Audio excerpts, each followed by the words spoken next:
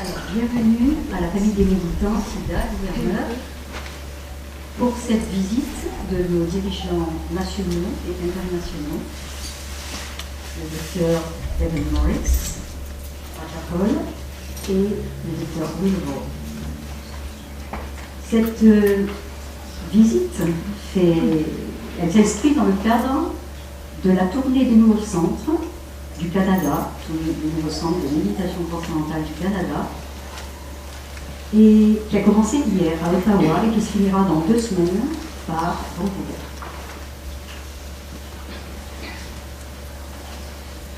Good afternoon, everyone. Welcome to all. So welcome to everyone, and we welcome our distinguished guests, Dr. Evan Morris, Raja Paul, and Dr. Will Overall.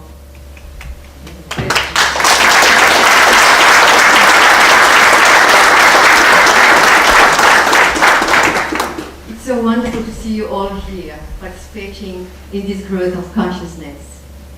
The first celebration of the opening of many TM centers in Canada began yesterday in Ottawa. Today we are celebrating in Montreal. The Canadian tour will continue through the next 2 weeks, ending in Vancouver on June 13.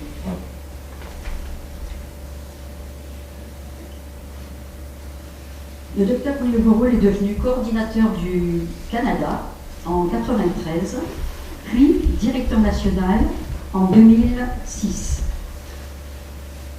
Et ces années d'attention soutenues portent enfin leurs fruits avec l'élan du marketing national et international.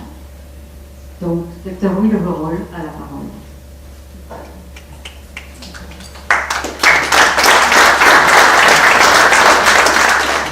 Dr. Will Overall is the National Director of Canada. His leadership role began in 1993 as National Coordinator, and since 2006 continued as National Director. And his tireless efforts are now bearing fruit. Now I'd like to invite him to share the news about what has been happening across Canada. Dr. Overall.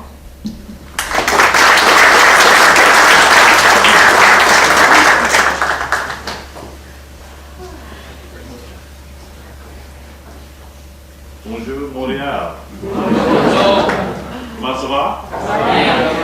I didn't really need to ask you. You come in this room and you can feel it. You know, the joy, the energy, it's just, you're so vibrant. It's Montreal. Last night we were in Ottawa, my hometown. Different from here. But it's very nice to be here in Montreal today. Thank you all for coming, and you're in for a real treat.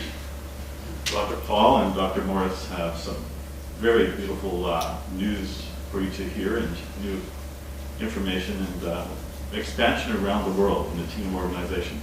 So today I'm just going to talk a bit about where we're going. So they already mentioned we're going to end in Vancouver, but before that we go to Toronto, Edmonton, Calgary. Then we're going to go through the Rocky Mountains, Banff, Lake Louise, Jasper, a train to Vancouver. Oh yeah, stop in Kamloops. There will be a group meeting us in Kamloops. Imagine. Anyway, it's really great. And then after that we go to Victoria, and then up island to Nanaimo, Parksville, and then Salt Spring, and back to Vancouver for the meeting with the meditators and Siddhas and governors there. One of the things that I wanted to mention was the expansion that's happening in Canada. So a year and a half ago, you can imagine there were no centers anywhere in Canada. Now we have 7 centers, with 2 more shortly to come. One of the fabulous things that happened here in Montreal last December was that you have established a center in downtown Montreal, which is great, because this is what we've been looking for, to have professional venues for TM. Now, it was really great when Mary-France and Jennifer spoke, because they basically translated for each other. But is everybody understanding my English? Yes. Is it okay? Thank you very much, Merci beaucoup. Does anybody? Okay. Anyway, so But Montreal, I think, is a pinnacle for us to have something here where we can have a center where the focus for teaching TM is so needed everywhere. And we started the first center in Toronto, and then we had the center in Calgary, then Ottawa, then Montreal, and I think Trois-Rivières was in there too, just before. And then Sherbrooke now as well, so we have a center there. And we're going to be opening one in Vancouver very soon, and in August, I think. They have some construction problems. And then in Victoria, by the time we get to Victoria, they'll be opening their new center. They just rented it 3 weeks ago. They've been renovating like crazy to get it there. So with the infrastructure, this is what will allow us to deliver TM in a professional way to the people across the country. And we haven't had that for many years, and it's something that we're really proud to have. 4 years ago, we started putting our attention on TM to have more and more people being initiated with a lot of people, including Eric and David Shaw from Toronto, who's a marketing genius, and a lot of other, Roger Paul, of course. And so it's really growing. 3 years ago, our initiations, we tripled the number of initiations that we had from 3 years ago. And we're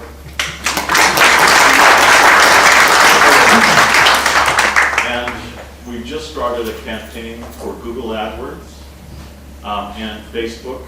We started in January, and we started in 4 main cities, and then we expanded it this April to all of the country.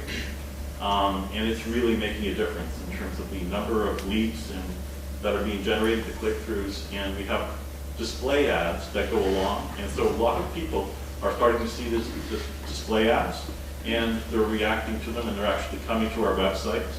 And so it's really starting to work. Now, we haven't had it in French. This is a big failing on our part. But we've been working very tirelessly with the help of many of our governors here. And I would name them if they, Eric. Hello, Eric. Everybody knows Eric? Yes. Yes. He's our indomitable leader in Huntsville. And he's also been working with us to help us organize for having the website Bien Francais translated. And Mary France has been working, as well as some of the other governors as well. Francine Leclerc. And we're really almost ready to launch it. It's just a matter of days. So we'll have it up, and then we'll be able to actually do the Google AdWords en français. And so it's going to be for all of Quebec and all of French Canadians across the country. So it's going to be a real blessing. And our biggest regret is that it hasn't happened sooner.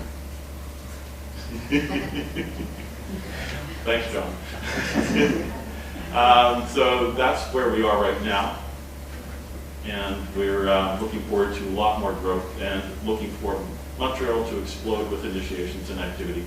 And there's been so much happening tirelessly. John and Michelle have been tirelessly leading the way with all of the programs that they've been offering, with all the advanced programs, courses, and everything, the MLG and all of those things as well.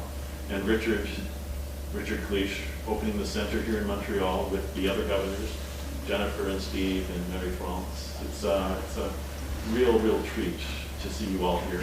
And thank you very much. And so I'll now turn it back to Jennifer and Mary France.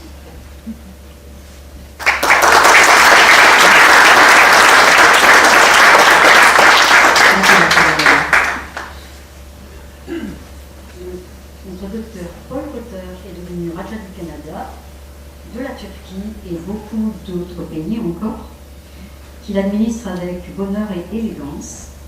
Et on voit qu'il a fortement inspiré et même pratiquement aidé beaucoup à l'ouverture du centre de Montréal. Donc nous le remercions beaucoup et il va nous faire partager son expérience. Raja Paul is the administrator of Canada as well as 7 other countries, one of them Turkey, where there has been very nice developments. And as for Montreal, Raja Paul has been very instrumental in helping us locate and acquire our current center. And Raja Paul has been, with his continued attention and inspiration, kept us moving forward. And here we are today celebrating new opening of TM centers across Canada.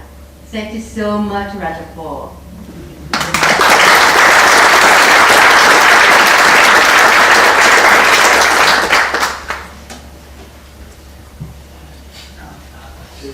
Bonjour. Je suis très heureux d'être ici avec vous, tout le monde à Montréal, la famille de Dominique à Montréal. C'est un moment maintenant de grande expansion dans le mouvement au Canada. L'enseignement de la méditation transcendantale de marcher à travers le monde aussi. Pour la première fois, nous avons un site web mondial en expansion pour atteindre chaque pays et chaque pays du monde. Pour la première fois, nous avons une initiative de marketing mondial en expansion pour atteindre à travers le site web mondial à chaque ville dans chaque pays. Pour la première fois en 20 ans, nous avons de nouveaux centres d'enseignement et les villes importantes du Canada. Et le nombre d'enseignants sont activement enseignés la méditation transcendantale. Pour la première fois, la méditation transcendantale est non seulement d'être appuyée par les individus, mais il est mis en œuvre par les institutions gouvernementales sur le niveau de la communauté, le niveau de la ville, le niveau de la paix nationale, et notamment en Amérique latine sous la direction de Raja Luis. Et on entend plus tard de Dr. Benoît sur ce sujet de l'expansion mondiale. Et qu'est-ce que c'est qui pourrait être appliqué à tous les individus des institutions dans tout le monde? Qu'est-ce que c'est qui est si fondamental et si universellement applicable qu'il pourrait être présenté dans un site, une website, de chaque ville, de chaque pays, dans toutes les cultures du monde. C'est quelque chose de très universel. Je crois que c'est ça le cas. C'est de conscience. De conscience. Et c'est la méditation transcendantale. Moi, je l'ai dit, les gens ne me suivent pas. Ils suivent leur propre bonheur, l'expansion de leur propre bonheur dans leur vie, le développement de leur propre conscience. Lorsque Machi a commencé à enseigner il y a 60 ans, il a enseigné une seule chose. Qu'est-ce que c'est? La méditation transcendantale. L'expérience à notre corps de la conscience intérieure. L'expérience de la conscience à la base de la matière. Unité à la base de la diversité, immortalité à la base du changement. Comme la conscience du monde a commencé à augmenter d'année en année, grâce à l'enseignement de Machi dans le monde entier, un par un, Machi a introduit la connaissance des états de conscience supérieure et les technologies de la conscience. Les techniques avancées de l'expérience de cet état de conscience. Et comme la conscience du monde a continué à augmenter avec l'enseignement de méditation transcendantale dans le monde année après année, un par un, Machi a introduit des disciplines précieuses de la science védique, appliquées pratiquement au plan d'épanouissement de la conscience à tous les domaines de la vie. Vous savez bien le marché Ayurveda pour la santé, le Ayurveda pour les bâtiments de fortune, le marché Ayurveda pour les maladies de nature. Vous savez bien tous les disciplines. Et Machi a décrit cela comme une glorification de la vie intérieure et extérieure de la vie. Le paradis sur terre. Machi a souvent dit que nous vivons dans un temps très chanceux lorsque par son enseignement, à la pleine valeur de la vie spirituelle est développée, nous savons bien ça, avec la méditation. Et dans le même temps, l'avancement de la science a apporté la communication mondiale instantanée. C'est la première fois dans l'histoire, je crois que lorsque ces deux valeurs sont dispensables au monde. Foi intérieure et extérieure. Développement à la fois vertical et horizontal. Ça, c'est une situation unique dans l'histoire. Le monde a pu changer au cours de ces 61 dernières années, depuis que j'ai commencé, à travers le monde, qui a donc ces centaines ou des milliers d'années avant les autres. Ça, c'est une génération de nous qui est unique, extraordinaire. Il a été une expérience extraordinaire pour tout le monde, pour nous, à vivre cette transformation pensée avec marche. Et de voir comment marcher a apporté ce changement à travers son enseignement de méditation transcendantale. Pour voir comment le monde a changé à partir du moment où le monde a été perdu sur le chemin de la connaissance objective, au moment où le monde a découvert que lorsque le chemin de la connaissance objective se termine, il continue dans le savant lui-même pour découvrir le champ unifié comme son propre conscience illuminée. Il a changé du monde où le monde était perdu dans la souffrance au nom de Dieu, au moment où les adeptes de toutes les religions ont découvert la lumière de Dieu en eux-mêmes à travers l'expérience de méditation. Et tout le monde, ça va bien, l'expérience de ça. Et il a changé d'un point de problème, de souffrance, des échecs, à une époque de progrès, d'illumination, de prospérité et de maintenant, avec notre site web qui Will a parlé, cette direction de temps a été une grande réalisation. Connaissance totale et la communication instantanée, les deux ensemble. C'est une occasion extraordinaire pour nous maintenant aujourd'hui. Lorsque Machi a commencé à enseigner à travers le monde, le challenge, le défi était une... On peut attendre écouter?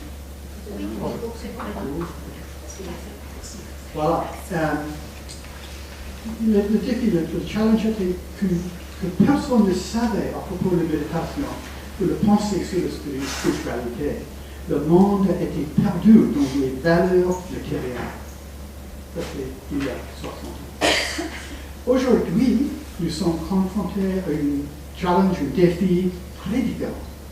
Grâce à l'enseignement de la méditation transcendantale dans le monde entier depuis 60 ans, l'appréciation de la spiritualité est vivante partout, parce que beaucoup de techniques et de programmes sont offerts au nom de méditation.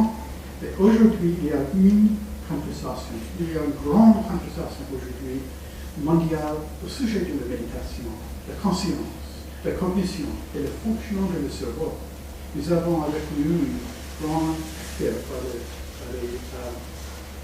le fonctionnement de le cerveau qui va gagner, et j'espère qu'il nous dit carrément. Voilà,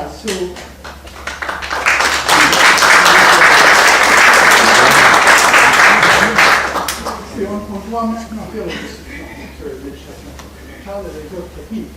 Et ceci est un défi, un challenge dont nous félicitons, car nous pouvons démontrer que ceux qui ont dans l'expérience directe de dépassement offrent un accès direct à notre propre conscience. Nous avons la recherche pour montrer clairement cette distinction. Et le site du web, au sujet de Will a parlé, c'était un forum idéal pour faire cette distinction. Dr. Thibault Cagnier a formé nos gouverneurs de parler de l'intégration des cerveaux uniques sur le nom au cours de la méditation transcendantale et a utilisé la machine EEG pour les démontrer. Nous nous félicitons également de ce défi car elle est l'occasion de présenter le cadeau de marché de connaissance totale dans le monde entier. Et notre website mondial est un forum vidéo pour ça aussi. Science, la religion, la philosophie, une fois irréductiblement opposées dans leur compréhension, ont été montrées par Maharshi à cette approche complémentaire à une réalité universelle. Maharshi a révélé qu'il existe un seul champ de l'unité à partir de la diversité que nous appelons le champ unifié dans le monde de science, nous appelons le champ de conscience dans le monde de science, nous appelons l'union de Dieu, dans le monde de la religion. Et il est même domaine qui est vécu comme notre propre conscience à travers toute la méditation. Il y a seulement un domaine d'unité, c'est obvious. Voilà, Maharshi a fondé Maharshi University of Management. Nous avons avec nous le président de MUM, nous sommes très proud que Dr. Reverend Morris will tell us something more about Maharshi University of Management tonight. But Maharshi a fondé MUM avec la devise la connaissance est structurée dans la conscience. Il a révélé que dans le creux de chaque champ de la connaissance d'une source commune peut être définie et peut être consultée et appliquée à travers la méditation transcendantale et l'accomplissement de tous les domaines de la vie. Maharshi a révélé que la conscience est un champ et il fait sortir les technologies de conscience, y compris le vol yogique, pour animer ce domaine dans la conscience collective, pour créer l'harmonie et la paix dans tout le monde. Ça, c'est une application de conscience qui est vraiment grave. Maharshi a révélé que la réalité de la Veda se trouve pas dans les livres, mais comme les auto-interactions de notre propre conscience. Ça, c'est une grande discovery pour tout le monde. Et Maharaja Adhiraj Rajaram, sous la direction de Maharshi, a montré que la physiologie est faite de conscience et d'individus cosmiques. Ça, c'est le grand togetherness of spiritualité et matérialité. Ça, c'est la conclusion de cette grande 60 années que le horizontal et le vertical sont unifiés. Ça, c'est un très grand accomplissement de Maharshi. Aham Brahmasmi, totalité. Maharshi a formé des pandits élites pour effectuer à partir de ce niveau de conscience afin de récitation créer une influence mondiale et l'harmonie et la paix pour tout le monde. Peut-être à qui vous réfléchissez. Maharshi a utilisé la conscience pour appliquer avec les technologies de conscience très avancées pour changer le temps de tout le monde. Et à travers cette website, on peut maintenant do justice. On peut do justice to the gift Maharshi has given us avec le website. Ça, c'est une possibilité pour nous maintenant. Et nous voulons remercier beaucoup les gouverneurs de Montréal pour ouvrir ce nouveau centre et continuer avec le centre les sœurs. Nous avons 2 locations maintenant et ils donnent les lectures par tout le Montréal et dans le website on liste toutes les lectures et maintenant, à chaque fois en quelques jours, comme vous l'avez dit, le website commence en français. Et ça c'est un moment très grand pour moi. Et je crois que ça change tout. Et j'espère que tous les gouverneurs, ils commencent maintenant à faire l'enseignement de l'éducation plus en plus. Et les gouverneurs qui ne sont pas recertifiés, ils commencent maintenant la certification. Et les siddhas, les méditateurs, ils attendaient le teacher training. J'espère que ça passe. Voilà, en avance que introduire le docteur Reverend Morris, je voudrais demander à Dr. Paul Garnier à parler à nous parce qu'il est une grande père de Montréal et de tout le Canada. Et ils sont toujours. C'est pas possible d'avoir une ligne sans écouter un peu.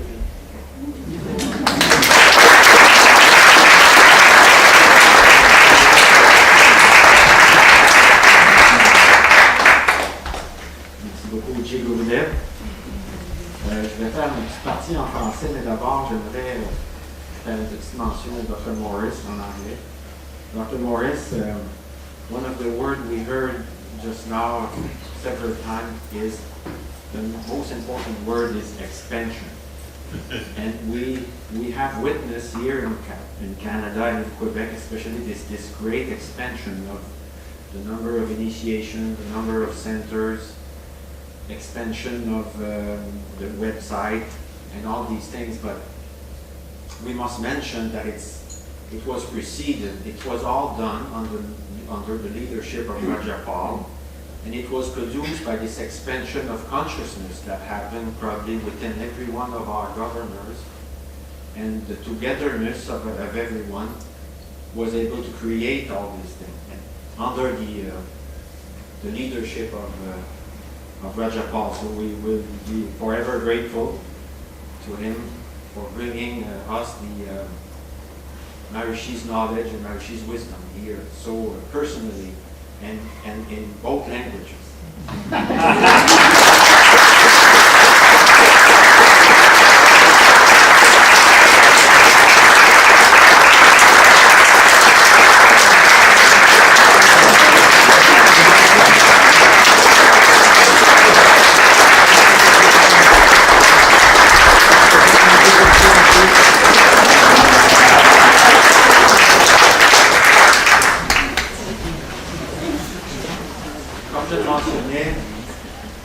Le mot qu'on a entendu beaucoup ce matin, c'est expansion.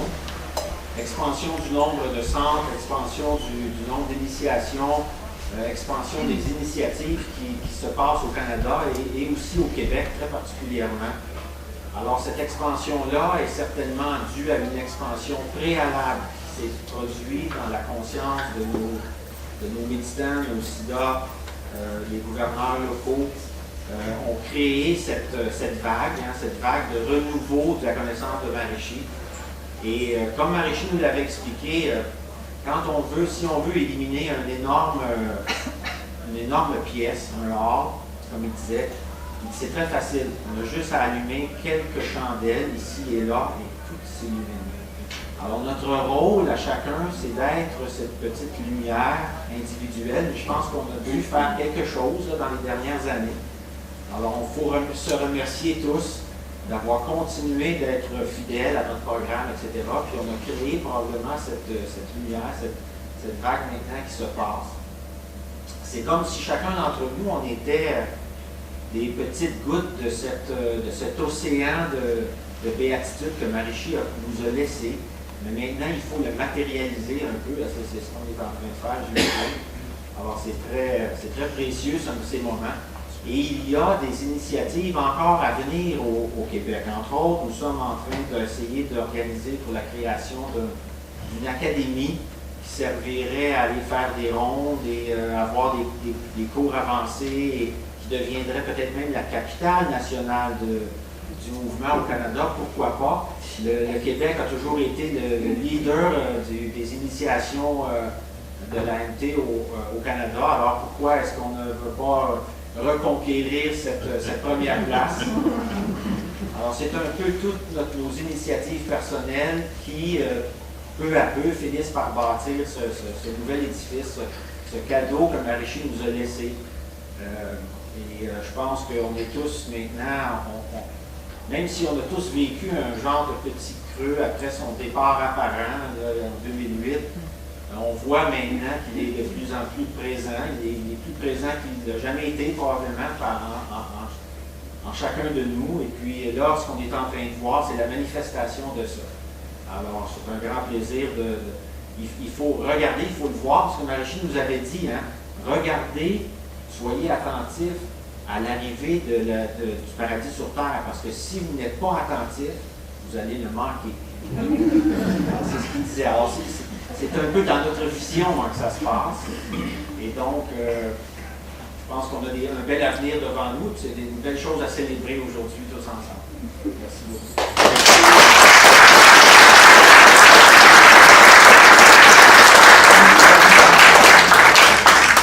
Je voudrais aussi remercier Richard Clich pour ouvrant le nouveau centre. Il a fait soi-même, vraiment soi-même. Et c'était une très... il a amené le way pour Montréal pour l'agrandissement de teaching. Donc merci beaucoup, Richard.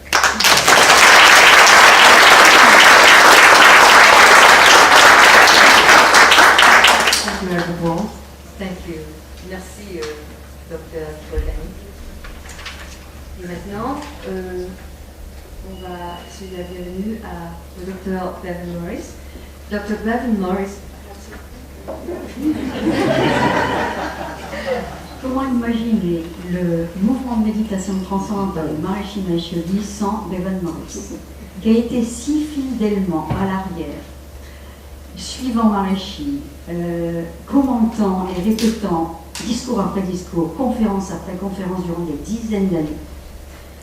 Premier ministre du pays mondial de la paix, président de l'université de management Maharishi, ainsi que président du conseil d'administration de cette même université. Depuis 1980, c'est un record de présidence dans les États-Unis, dans l'Amérique. Et il reste imprégné de sa pensée, de la pensée de Maharishi, de son message, de son œuvre, qu'il est en train d'animer partout dans le monde, qu'il continue à animer. Et ce soir, il va animer pour nous la présence de Maharishi. Give you honor, Dr. Bevan Morris. Dr. Bevan Morris is the Prime Minister of the Global Country of World Peace and has been the President of Maharishi University of Management since 1980. He's also the Chairman of the Board of Trustees of Maharishi University of Management. Dr. Morris was instructed in Maharishi's Transcendental Meditation program by Maharishi when he was still a young college student.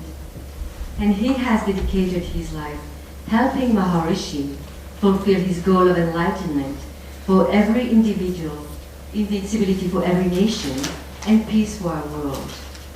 Today we have the great joy of being inspired by his knowledge and presence. Please join us in welcoming Dr. Bevan Morris.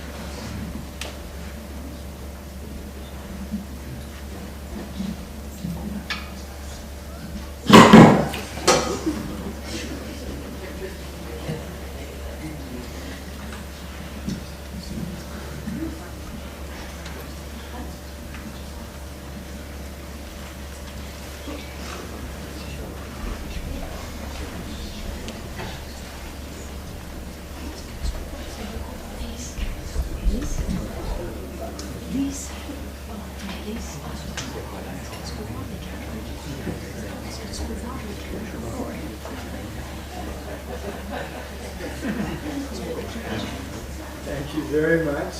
Jai Gurudev. I'm so glad to be in Montreal and to see you all. Thank you for coming. And thank you to Roger Paul and Roger of Invincible Canada and Dr. Will Overall.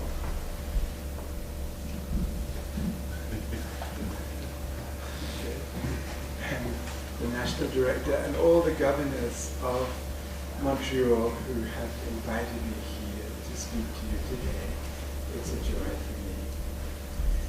And I would like to tell you about what is happening all over the world in Maharishi's knowledge. It's very impressive. First, here is Maharishi. I hope you can all see the screen. His Holiness Maharishi Mahesh Yogi, who came out of the Valley of the Saints, Buddhakashi in the Himalayas, to bring transcendental meditation to the world and open the gateway of enlightenment to millions of people in the world and usher in the dawn of a golden age for the human race.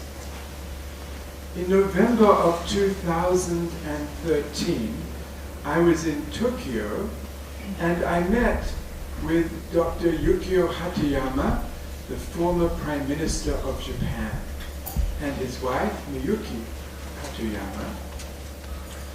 And with us there is Dr. Shizuo Suzuki-san, a graduate of Maharishi University of Management in the USA, who had instructed Dr. Hatoyama and Mrs. Hatoyama in Transcendental Meditation back in 1989. And Dr. Hatoyama had talks with Maharishi back in those early days when he was just a humble member of parliament in the Japanese Diet. And Maharishi told him even then that one day he would be the Prime Minister of Japan. The Hatoyama family in Japan is like the Kennedys in the United States. His great-grandfather was, in the 1890s, the Speaker of the Parliament. His grandfather in the 1950s was the Prime Minister of Japan. His father in the 1970s was the Foreign Minister of Japan. And his brother is a minister also of the government. So it's a long tradition, though he told us he never wanted to go into politics at all. But he felt a responsibility to do it because the whole field of politics was so muddy. In fact, he was the first Prime Minister of Japan not to belong to the Liberal Party. They formed a new party, he did, called the Democratic Party of Japan, and he was the first one to have the office of Prime Minister since the Second World War, not from that other party. I found him very impressive when I was meeting him there, a very gentle and sweet person. Too much of a gentleman, really, to be in politics. And I invited him to come and be the commencement speaker at Maharishi University of Management, and that took place 1 week ago today. He came with Mrs. Hatoyama. Here we are at the airport with them when they arrived, Fairfield Airport, and he spoke in the Golden Dome for the graduation. There were 391 graduates this year, the highest ever, including 3 PhDs. One of the PhDs, Dr. Johan Svensson, had his PhD under Raja John Hegelin in the physics of the unified field and the experiences of higher states of consciousness in the Invincible Numeric Assembly. So this was a great joy for all these graduates who were able to hear the former Prime Minister of Japan speak to them. We also gave this doctoral degree in laws, honoris causa, to Dr. Hatoyama on that occasion. And he was greeted rapturously by all. And I want to tell you a couple of the things that he said about his experience of transcendental meditation. Since arriving here in this beautiful campus, every moment has been enormously enjoyable and educational. We have had the chance to view the diverse range of technologies of consciousness that Maharishi Mahesh Yogi introduced to the world. Likewise, we both experienced and learned much from the very highly developed consciousness, advanced scientific and mathematical research in consciousness, and other achievements of Maharishi during his lifetime. And he mentioned he was at the graduation awards where the students are honored and the faculty are honored by the students. And he was so proud, he said, of being present at that incredible occasion. He said, both myself and my wife Miyuki are extremely fond of transcendental meditation, due in great part to the wisdom of TM we have managed to maintain an exceptionally happy home and family life over the years. We are deeply grateful for this wonderful gift." And he praised Dr. Suzuki, his teacher. "Looking back now, I truly believe that the ability of our family to maintain a happy and harmonious lifestyle, despite the stress of living apart, part of being a politician, was due to the teachings of Transcendental Meditation. It was our son, meanwhile, who particularly came to reflect the values of TM. He learned when he was about 12 years old. When he entered junior high school, he often stayed up late during his studies. I once told him to go to sleep earlier. He replied, "Dad, do you want me to be the only one to earn high scores at school?" When I asked him what he meant, he explained that he was staying up late to prepare practice test questions for his classmates. At that moment, what he was doing was trying to get his classmates up to his academic level. That's why he was staying up late. At that moment, I realized he had already grown up to become a young man who refused to be satisfied if only he himself was happy. He felt joy, in other words, when those around him were happy as well. And then he said, "I am deeply grateful to the wisdom of Transcendental Meditation in helping both my son and my wife develop as caring human beings." And then he held up a card, a little card with a picture of Maharishi on it. And he said, "As for me, I am always so happy because I have kept this card of the photograph of Maharishi Mahesh with me for 26 years. I feel like I am always with him." So, as I said, I think he might be too enlightened to be a prime minister, since the prime minister has to reflect collective consciousness. But the collective consciousness will rise, and maybe he'll be prime minister again. Amongst the many experiences he had, he met the computer science students of MUM. 2 years ago, there were 168 Masters of Computer Science students. Today, there are 371 on campus, and by next year, there'll be 480 master's degree students. I think it will be the largest Masters of Computer Science in the United States. These students are already computer professionals when they come. So this is a professional degree. They come from about 30 different countries, and they are experiencing great joy of this education. Some people say, well, because they come and they only learn TM when they arrive, most of them, coming from Ethiopia or Nepal or Pakistan or Bangladesh or China or India or wherever they may come from, maybe it's difficult for them. But no, it's not like that. They come and they learn TM and they do first course Science of Creative Intelligence, 33 lessons. So it's all Maharishi for the first weeks.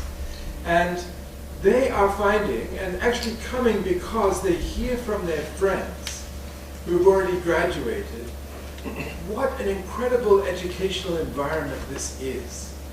In so many educational institutions, particularly teaching technical subjects like this, the students stay up till 2 or 3 in the morning. They live on coffee, and their life is basically poisoned by the education that they are receiving. These students are hearing that here is a university where the lifestyle is restful and relaxed, where you develop your inner creativity by transcending, practicing transcendental meditation, and everyone lives together as a family in joy. When Dr. Hatayama met the computer science students, and Mrs. Hatayama, this was one of the comments of the computer science students. TM provides me a way to escape from my programmer life to enjoyment and fulfillment life. When I feel stressed because of work, or I find myself stuck with a technical problem, I just take my 20-minute breaks. After that, I come back fully charged, attacking and solving problems. I've never been faster in my life. Simply, it just works. 98% of the students who graduate from this program, even before they graduate actually, after 8 months on campus, are hired by major US technology companies like Google, Microsoft, LinkedIn, Amazon. They are hiring these graduates. They come to campus to interview them, to try to recruit them. One of our trustees, I asked him, are you hiring in your company? He said, we tried, but the person we needed was hired away at a higher salary by Amazon.com. So this is their reputation now in the world. Brilliant young people and shining in higher consciousness. By this fall, there will be 20 full-time computer science faculty members at MUM, and $1.9 million has just been spent to create 5 new classrooms to accommodate the expansion, 15 new offices, and 2 dormitories, 113 and 114 on campus, are currently being renovated to handle the expansion of the number of students. Dr. Hajiyama also visited the Sustainable Living Center, the home of the Sustainable Living Major, which many people feel is the greenest college campus building in America. It's built according to Vastu, but it's completely self-sufficient for energy, water, waste treatment, everything, and made with local materials. Even the electrical generator that is backing it up, the oil comes from used oil from the kitchen across the street, the Annapurna kitchen. So it's a very, very special. He spent 2 hours there. Dr. and Mrs. Hachiyama went and watched the yogic flyers in the Golden Dome. And then afterwards they cross-examined them. How do you feel in your body? How do you feel in your consciousness? What do you feel is the effect that you are creating? This was very important. They requested this. Because when I invited them, my main idea was that when they experience the incredible feeling of the atmosphere of this place, and all the people, and all the programs there, they would be inspired to create a school in Japan. And they are really thinking about this, to create a Maharshi school with 1,200 students practicing TM, cities, and yogic flying together to create coherence in Japanese national consciousness. And there are 127 million Japanese, so this is just the number that is needed to completely transform the national consciousness. So this is his intention. He already wrote to me saying he wants to come back again to MUM. They also had a nice call with Dr. David Lynch while they were there, because Miyuki-san, Mrs. Hachiyama, she is an opera singer and she is a famous chef. She has written 10 books on Japanese cooking. She has a TV show. And she wants to work with David Lynch to create a movie about world peace through Maharshi's programs. So this is really a great thing.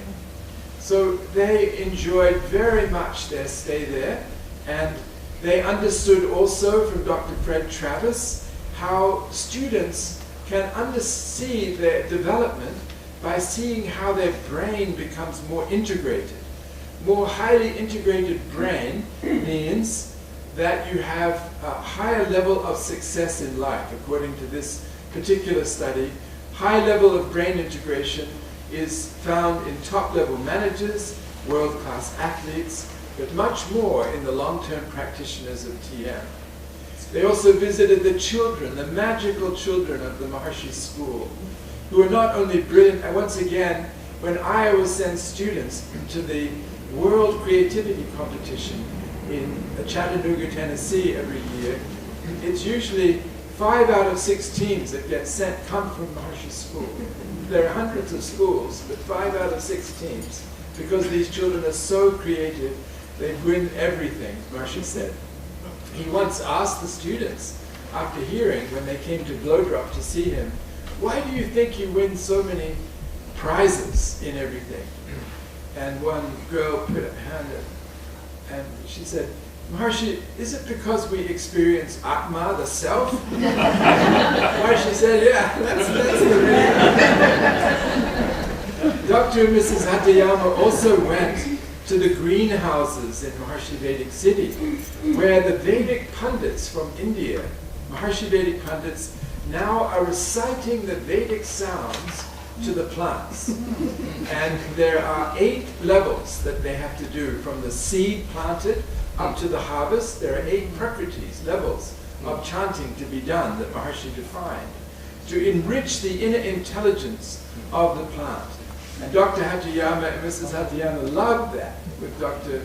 Wynn and Maureen Wynn there, and particularly because she's a chef, so she wanted to get the very best food.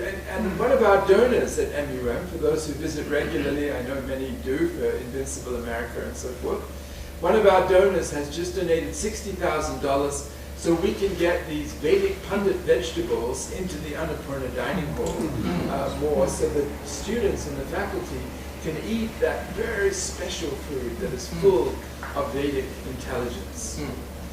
One very nice thing about Japan, I'm afraid that Rajapur, people might be getting a little cold. Shall we maybe... Is it too cold? Yeah. Maybe put it up 2 degrees. No. Hospitals have no. One of the people in the hotel. Maybe everybody would like to stand up for a minute. Would you get to stand up? Okay. I'm going to carry on. Okay. I didn't say please.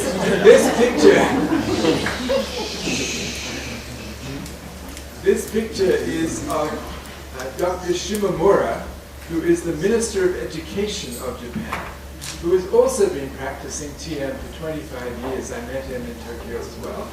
He is also in charge of the Tokyo Olympics that are coming up in 2020.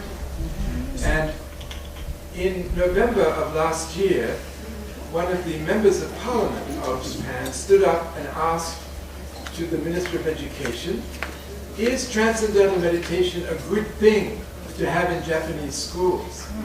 And Dr. Shimomura said, yes, it is. I practice transcendental meditation. And in America, there's a great university called Maharshi University of Management where everyone practices transcendental meditation. And we should have that in Japan. Now, it was all a setup because the Member of Parliament also practiced. But by doing that, they put in the Japanese Parliament record that this was right, this was a good thing. So this was a wonderful element as well. This is our national headquarters in Japan, a spiritual center of Japan in Nasu. And in Japan, one very good news has come recently. Maharshi had bought a piece of land for Dr. Doug Henning, a great, great Canadian, to build a theme park in Kyoto, the ancient city. And this land was bought for actually a version of that called Buddha land. Maharshi thought in Japan it should be called Buddha land. But then the mayor of Kyoto changed, and we're not allowed to build anything on that land. They refused any permission to build. So we've had that land for like 19 years. So finally, something was found to do with it. And this is a graduate of MUM, Morihiro Machida-san, making an agreement with the, he's on the left, making a very agreement with a big Japanese company to build 9 hectares of solar panels on our land. And this is being very useful to world peace because just recently we got the first payment, $335,000 lease for that land. And this will go to India, to the Vedic pundits in India. And this will happen, it'll be more than that, it'll get up towards $800,000. It'll happen every year for 20 years. This happened because of this man, also a practitioner of TM for 4 years, Mr. Makino, the former Vice Minister of the Ministry of Industry, International Technology and Industry of Japan. He suggested to the Japanese government to give a very high payment for solar energy because Japan wanted to get out of nuclear energy because of the Fukushima disaster. So he said, pay 42 yen per kilowatt hour. That's like 1 US cent, 42 cents. It's quite a lot. It's about 6 times what we pay at MUM for electricity. And as a result, all these solar farms are coming up all over Japan. So this was his nice achievement.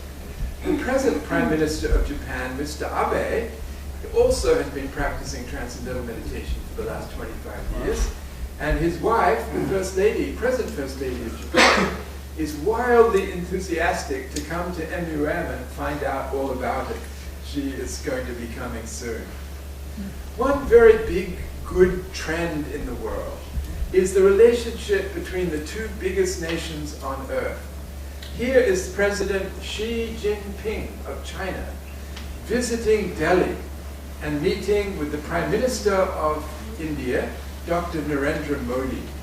And he said an amazing thing when he was there that changed the course of history for China, President Xi did. He said, there are amazing similarities between China's Tai Chi and India's yoga, and Chinese traditional medicine and India's Ayurveda. The life philosophy our people have held for thousands of years are very similar. Now, I think this is the leader of the Communist Party in China. During this visit, we have drawn up a China-India cultural communication plan.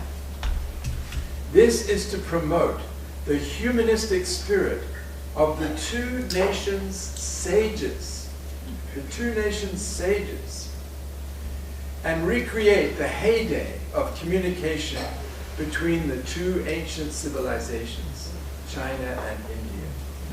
And he went on to say that he's been reading the Vedas, he said.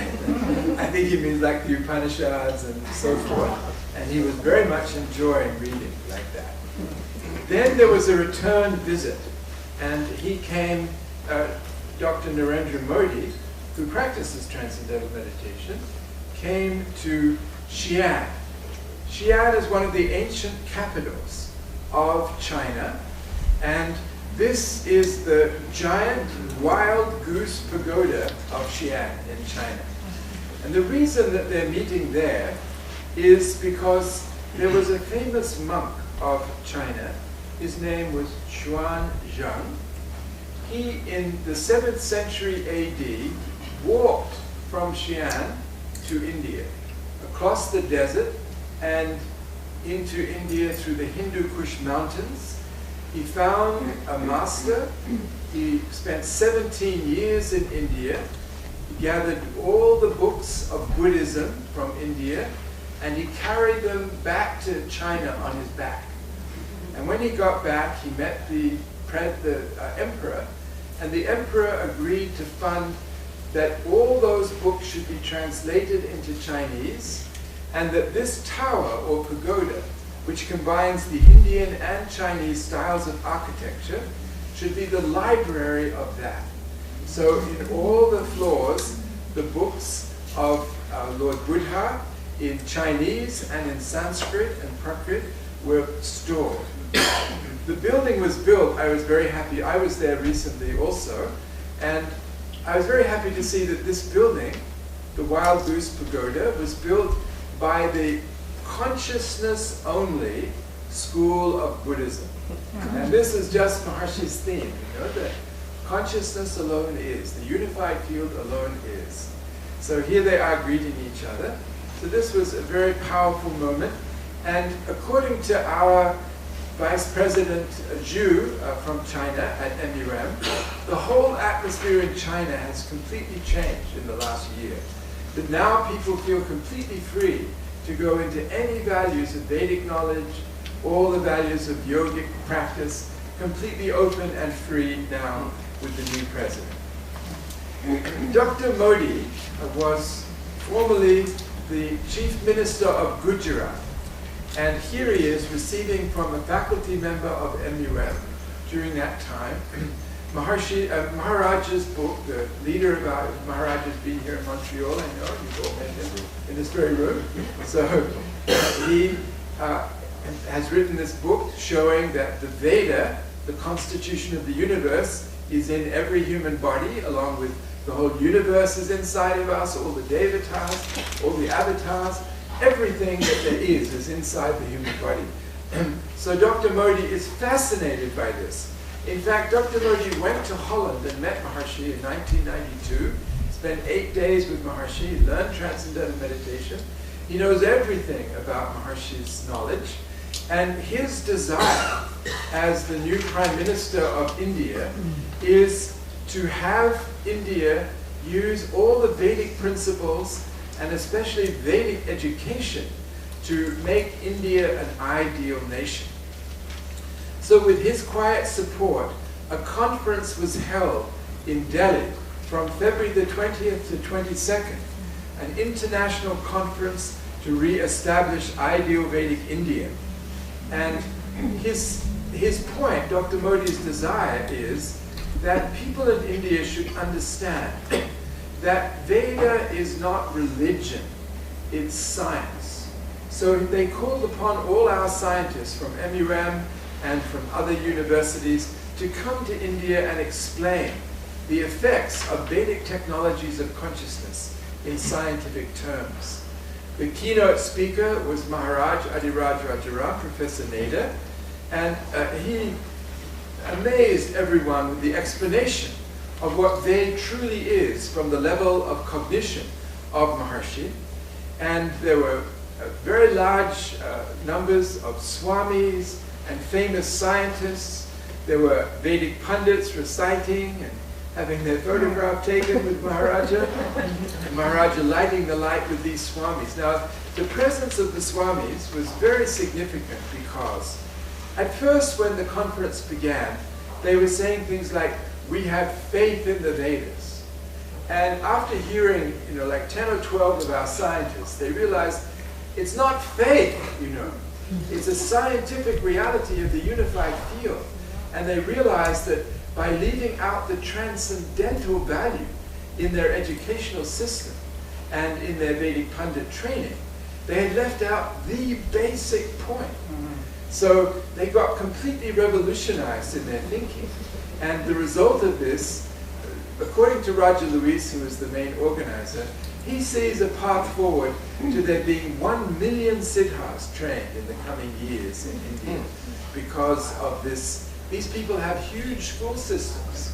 They have huge Vedic Pandit systems. And now they will be introducing.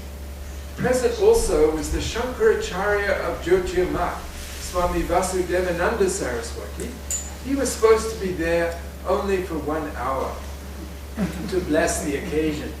But when he heard the scientific speakers like Maharaja and like Dr. Hegman, he started to follow very closely with the headphones, translation, and on a big screen.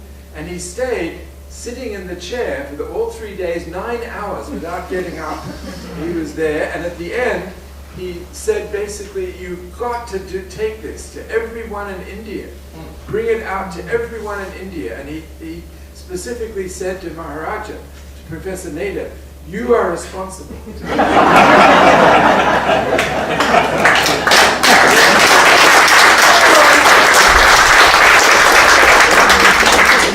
There were fabulous scientists that this man founded the Indian space program. India sends satellites up, and he was the founder of that. His name is Professor Nayak. And the founder of the first supercomputer in India was there. Many scientists were there. And they all were just astounded to hear. For example, when Dr. Hegelin speaks from the level of physics to show the parallels between how Vedic knowledge, like Shiksha, brings out the evolution of unity into diversity while remaining unity, and then the parallel of that with the unified field theories. I was sitting next to some of them, and they were listening to this and going, oh, the Swamis were going, oh my God, you know, they couldn't believe the exactness of this, very moving to them. He also explained how yagya works, because everything ultimately is vibration, according to physics, therefore it's sound. If you introduce the right sounds at the level of the unified field, you can transform anything into anything. So it was really a fantastic time. This man is the most famous Hatha yogi in India. It means he teaches asanas, yoga asanas, and pranayama. He has millions of followers because he has a TV show, so he has millions. And he somehow he knew all of us. He said, he's here and he's here, and he pointed to all of us. And his name is Swami Yogi Rajesh. And he was very blissful. He said that to all the scientists who were there, all of the MUM and other scientists, he pointed to them and said, you are the rishis of this age. You are the Brahmins of this age. You are the ones. So now we hope that he'll tell all his millions to back Very sweet relationship. And Maharaj, of course, is incredibly charming, and really inspired all the Swamis so much. And this was a young one from Karnataka. And again, they have very good buildings and groups, they have money. We don't have to do it. All we have to do is give them the knowledge. And that's what is being organized right now as a follow-up to the conference. This is Velia. Did Velia come to? Yes. So this is Maharaj's wife from France. And Ashok Singhal is the most famous Hindu leader of India. But he didn't want to be in the forefront of this because he's a Hindu. He wanted it to be scientific. So he was really promoting this strongly with the government. And so he's 88 years of age. He's very deeply respected by everyone. But all our scientists, Dr. Susie Dilbeck speaking on consciousness-based education, Roger Michael Dilbeck speaking on 650 scientific research studies, Dr. Keith Wallace speaking about the physiology of enlightenment, Dr. Robert Schneider about the prevention of heart disease and creating a worldwide healthcare system that sustains perfect health, Dr. Travis doing live demonstration of a TM and EEG, and also listening to the Vedic recitations. And this was a thing that the Swamis, again, were amazed to see instantaneous change of the brain waves to high coherence, almost 100% coherence. Dr. Ike Hartman, the great Vedic architect, who was speaking about Maharshi's plan to reconstruct India with all fortune creating buildings and cities. Dr. Kathy Guarini, the professor of mathematics at MUM, explaining how India produced zero, the concept of zero, and how everything can be found within the value of zero. This is Colonel Brian Reese. He's in the US Army. He's a doctor. And he has been doing extensive research on post-traumatic stress disorder and transcendental meditation. And so he spoke about that and about having prevention wing in the military. He also quoted this, and I just have to say it once in one place, so I hope you'll bear with me.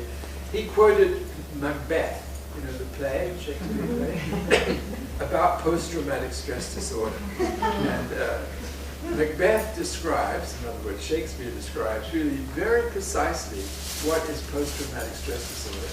And he's speaking about it because his wife, Lady Macbeth, has post-traumatic stress disorder, having created quite a serious trauma in her life and his life. And so Macbeth is asking the doctor what to do about his wife.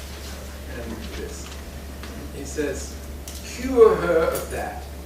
Canst thou not minister to a mind disease? Pluck from the memory of rooted sorrow, raise out the written troubles of the brain, and with some sweet, oblivious antidote, cleanse the stuffed bosom of that perilous stuff which weighs upon the heart. And the answer by the doctor, I think, is accurate and somewhat hilarious. The doctor says, therein the patient must minister to himself. There's no potion for that. And so this is in fact what really we're finding is that transcendental meditation, which is basically ministering to yourself, is the only known program to relieve post-traumatic stress disorder. Anyway.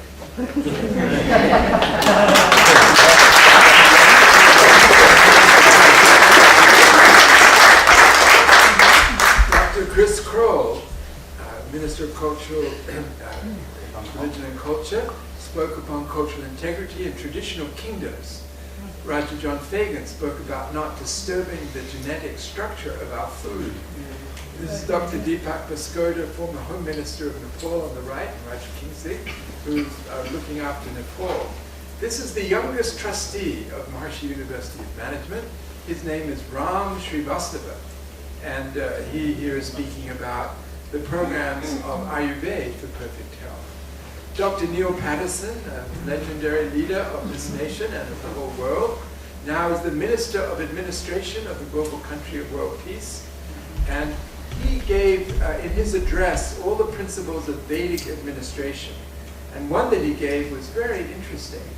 In the Mahabharata, you know, the ancient epic, the other one besides Ramayana, it says that after the battle of Kurukshetra, Yudhishthira administered the kingdom to be a heavenly place by having 8,000 Vedic pundits performing yajna and 10,000 what are called yatis. A yati is a person established in self-referral consciousness. In other words, an enlightened person. So he kept 18,000 people around his palace and administered society that way because he was enlivening the total natural law of the universe to support the people of his nation. So this was a beautiful point being made. And I spoke about MUM as an example, and Maharishi Vedic City in Iowa, as an example of Vedic living, since this was about restoring ideal Vedic living.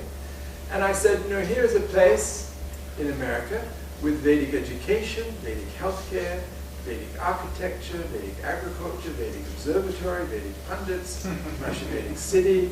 Everything that there is that's Vedic is in this one little town in Iowa. I said, now, and at the end, when I finished, you know, listing all these things and showing them the pictures, I said, now, this is happening in America. You know? This is happening in Iowa. How about India? And then they all laughed, you know, they realized maybe they should be taking more advantage of their own knowledge.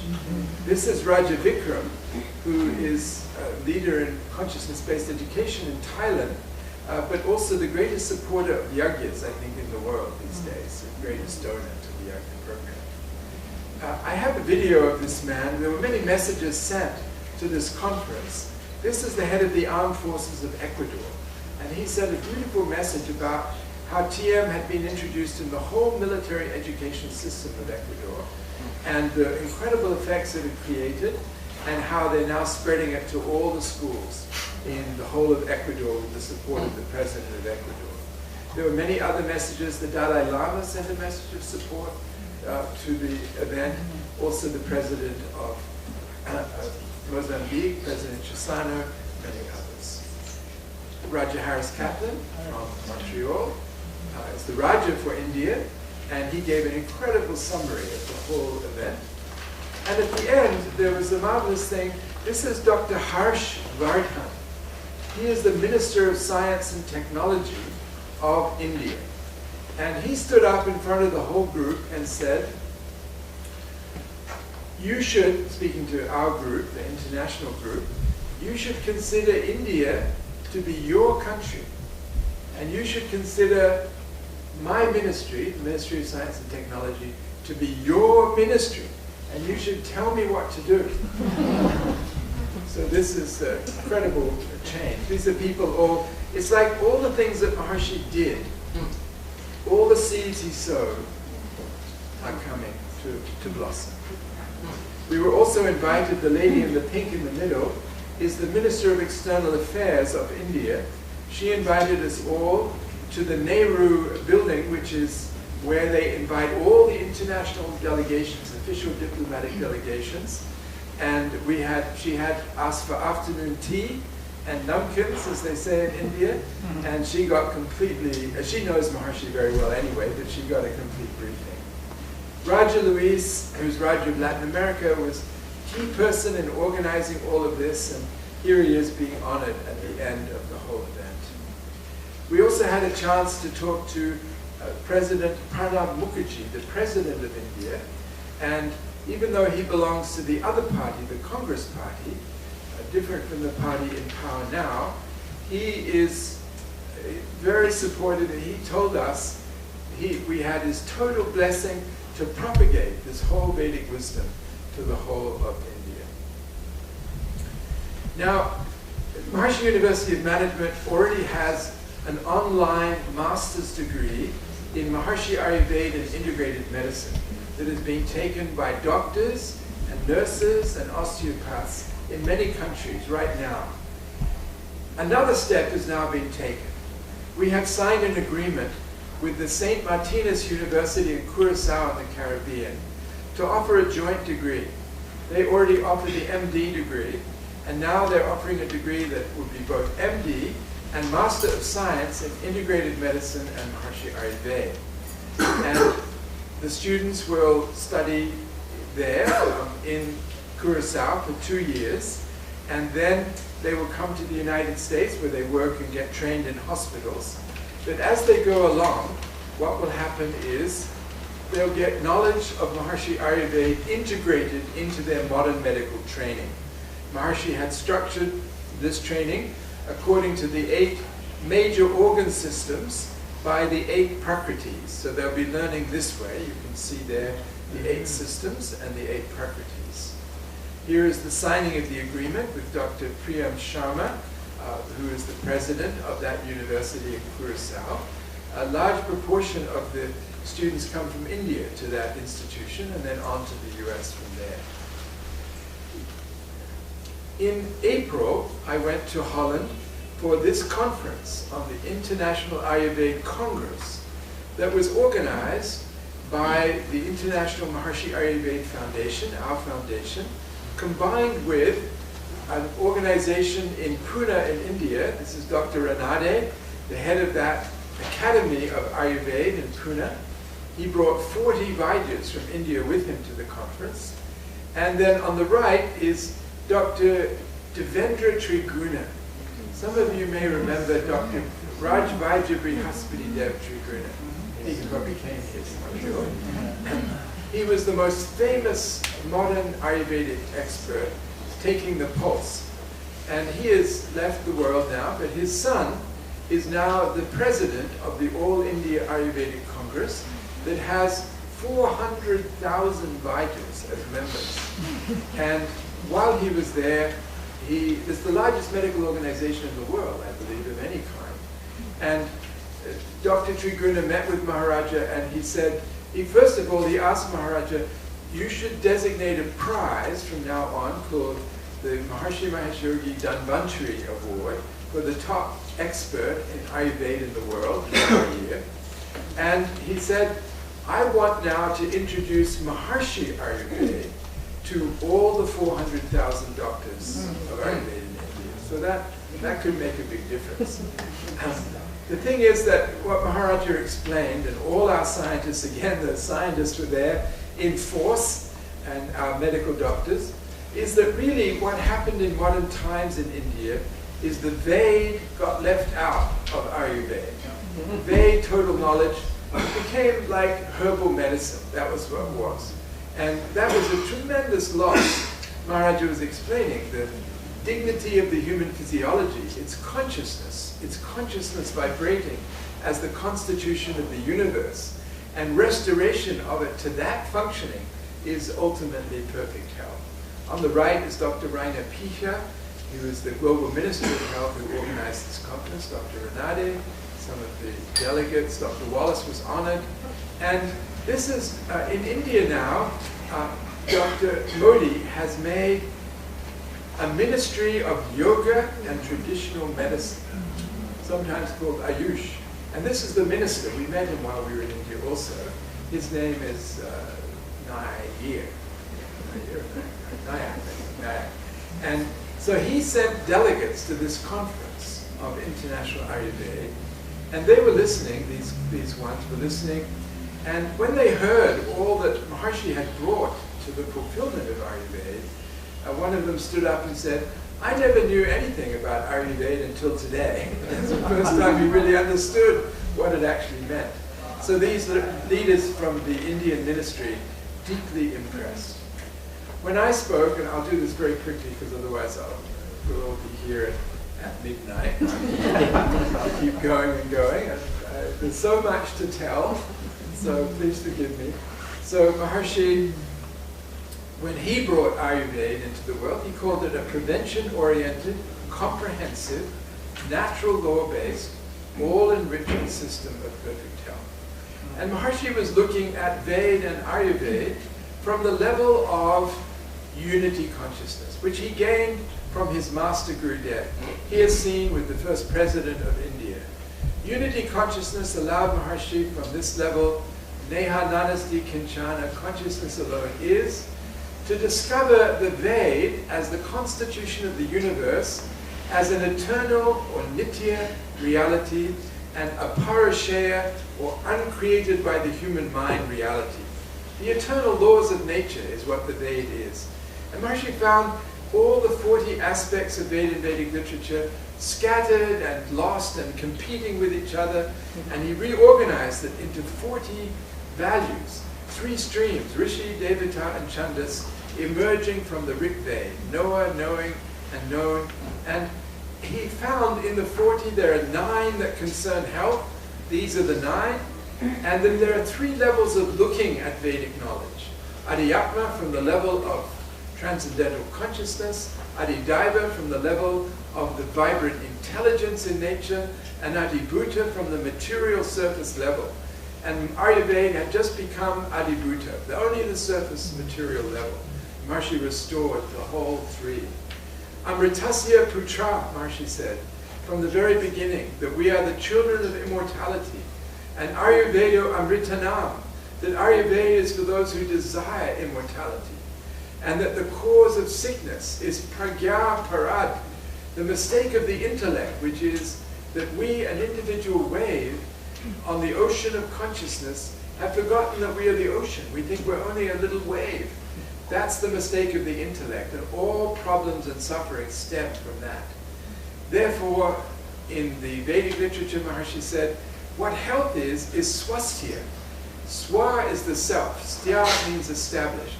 Health is being established in the universal value of the self, in Atma, in the unbounded ocean of consciousness.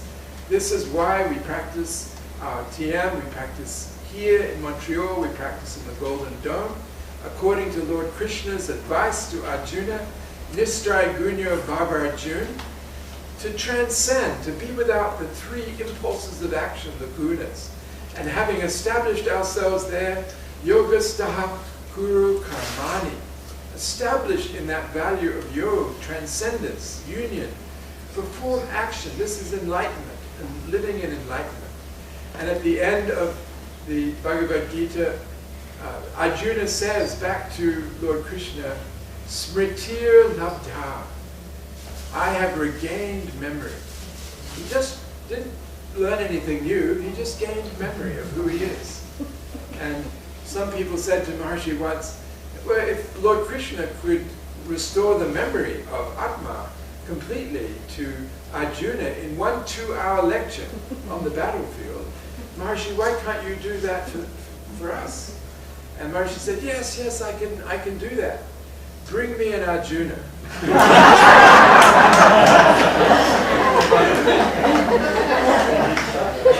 Maharshi also contributed taking all Vedic knowledge out of philosophy and into scientific studies. He showed that actually the whole understanding of the core of health, which is transcending, had been lost. This is one of the studies of Dr. Travis. People who practice concentration meditation have very fast brain waves, gamma waves. People who do contemplation meditation have very slow brain waves, theta waves. And these are normal surface brain waves of conscious thinking, nothing different. Whereas when we practice transcendental meditation and we dive within to that treasure house inside of us, in that automatic self-transcending alpha waves of 8 to 10 hertz with very high coherence. So TM, even physically, it's a different practice and it's a different physiological effect. Maharshi actually restored, when he found people in Kerala in 1955, he found the misunderstanding was so huge for people about how to meditate. They thought that meditation was concentration. They thought it was therefore very difficult. They thought it was for recluses, for monks. They thought it was totally impractical. And they thought that maybe if you do it for 20 years, you might get a result. Maharshi said completely the opposite of the truth. Meditation is not concentration, it's effortless, natural. Therefore, it's not difficult, it's easy. And it's not for monks, it's for every person with a human brain, meaning every human being ever should be practicing that technique. And it's not impractical to use the total potentiality of our brain. It is the most practical thing for joy and success in life. And finally, it doesn't take 20 years to get a result. Those who are teachers here will tell you that in the first seconds when a person learns transcendental meditation, they start to slip into that transcendental reality. So Maharshi completely reversed all those old understandings. And because of the lack of that in education, the partial approach to education only partially develops the human brain. And therefore there are functional lesions or holes in the brain. And this leads to all the mistakes that youngsters make that cause them sickness and suffering. And the advanced programs are so essential also for the children to learn as a way of creating optimization of their brain functioning. The quote from Sushrut is often used by our Vaidya's.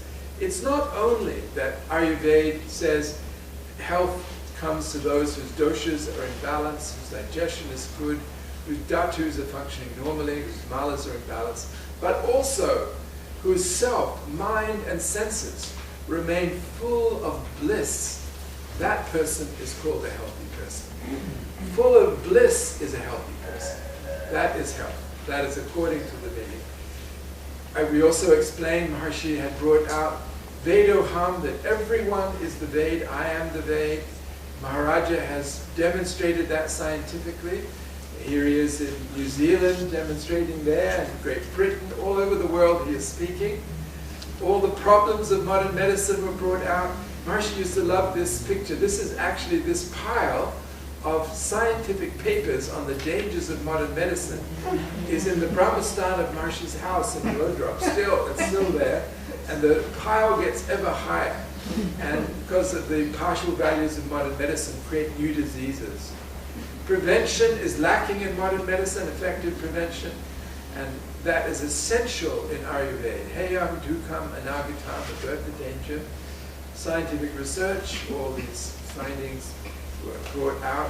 One of the new findings that you may not be aware of is that they found that when people practice TM, 20 genes, we have 21,000 genes.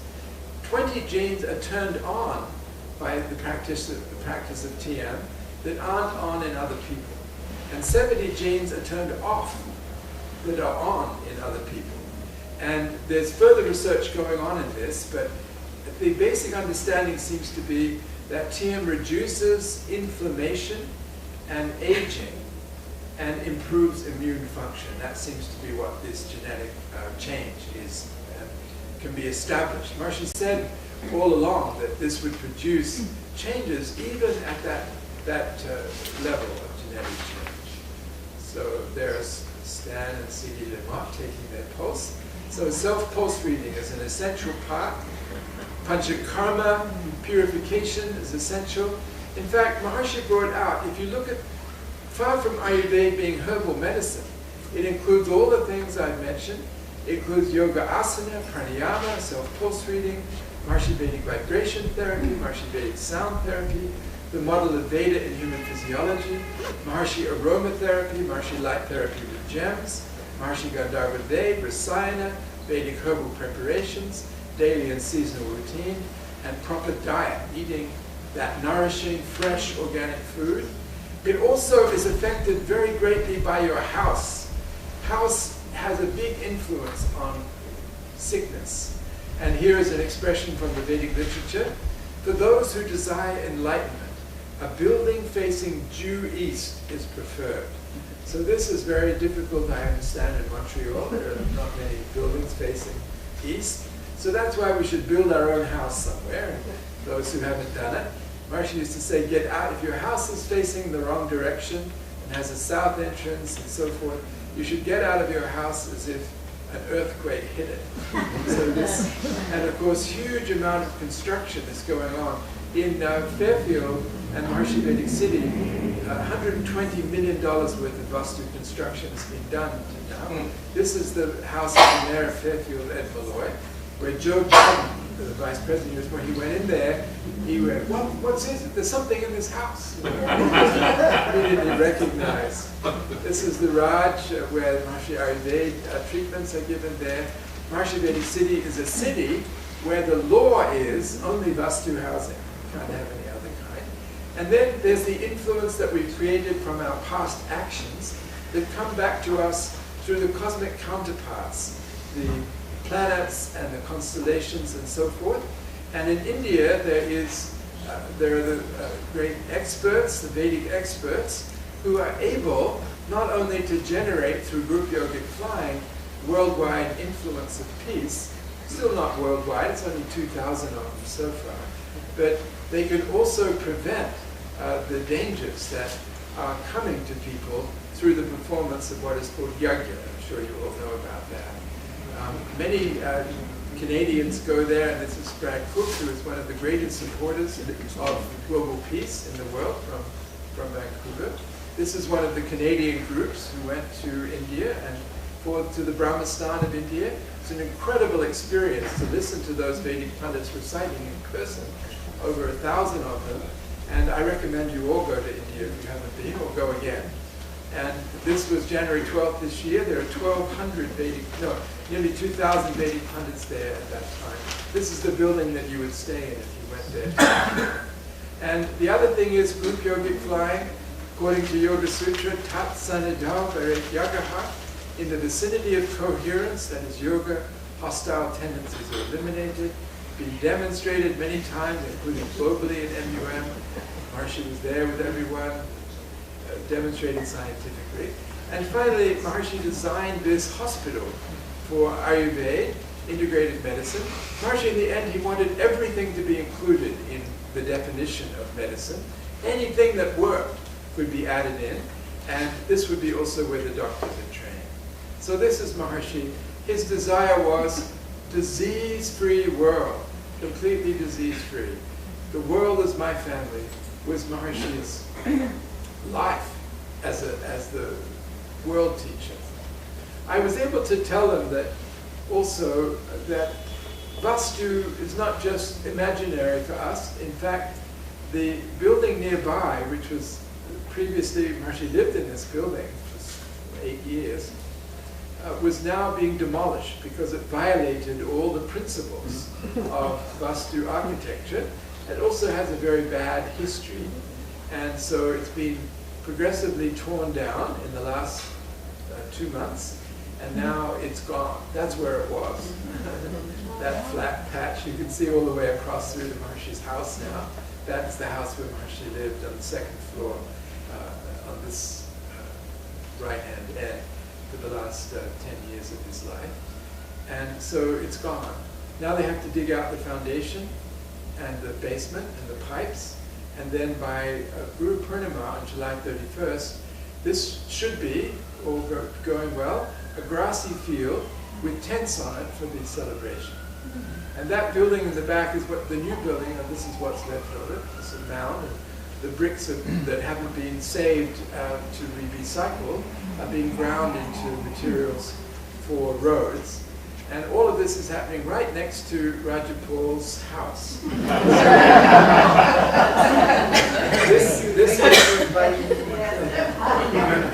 This machine started grinding the bricks just before he left. So he was more than happy to come to Canada for that reason, as well as all the other obvious reasons. So this is the marvelous new building where all the videos, there are 30,000 hours of Maharshi videos. They've all been digitized. They're all being saved, so it means 1,000 years from now, when someone learns the TM City program, they will learn from Maharshi. It's an incredible thing, never happened before. It's a beautiful building, and all the course development, translation into different languages, everything is being done now from this beautiful building. Next will be to build the Maharshi Tower of Invincibility, just like that pagoda in Xi'an, actually, with all Maharshi's knowledge in it. It'll be a public building, people will come to Meru, and we have to build in Canada also this building. And this will be the final layout there. You can see some of it is done. This is where the old building was, is in this area. And this is Maharshi's house. This is Raja Paul's house, this one. You can see my cursor. That's Raja Paul's house. And all of these buildings have been built, this northern side. And that one, the video building, has been built. And all the rest of it, and all these ones in the back have been built. And so now all the rest of it has to be built. It'll be over time. It's a big project with lots of expense. But we hope to complete that as the international capital of the global country of world peace. Many people ask, what's going to happen when people of my age are no longer around? Because we're getting on in years, comparatively speaking. And so a big effort is being made to train the next generation of leaders. Maharaja had 2 courses for the next generation at his capital in Maharshi Vedic City back in September. One was for 122 young people from 40 countries, and that included 80 full-time teachers of TM from around the world, young teachers. And then there was a second course with MUM students and faculty who were younger, and that's another 80, so there were 200 altogether who went through that deep knowledge with Maharaja. So this is an inspiration, and now it's happening more and more. There was another course like this in April in Bali, and here they are in Bali, and here are some of the Enlightened Leadership International Group. Raja Paul held one of these courses also in Turkey.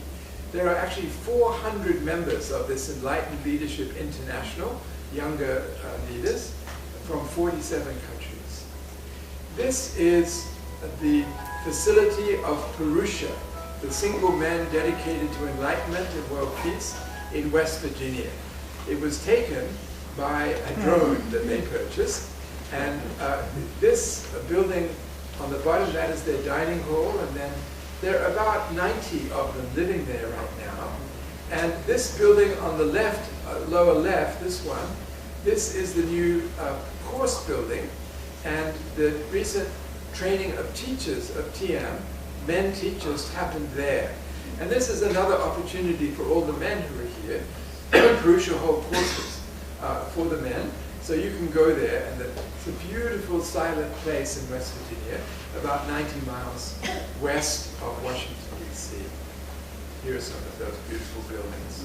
Very well done, very inexpensively done, but beautiful, comfortable buildings. Our commencement speaker last year was Jim Carrey, and the famous comedian from Toronto. He's from Toronto, and he was also honored with the doctoral degree for his achievement.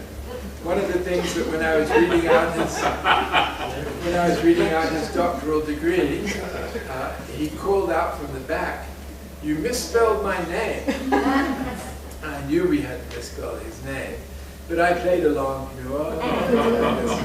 and then a couple of days later, he was reading. He loves to talk about Maharshi's knowledge. He wants to have a house in Marshall City, spent time there, watched Marcia tapes. And I said, oh, you know, now half the world thinks that I can't spell. And he said, yes, now you're the victim of comedy. Yes, there are quite a few of those in the world. So here he is. He was great, and I'd like to just play you just a couple of minutes of his speech so you can hear what he had to say. He learned TM in 1999, and he hasn't been regular, but in the last few years he's become regular again. And he's helping out with our David Lynch MA in film for our film students as well.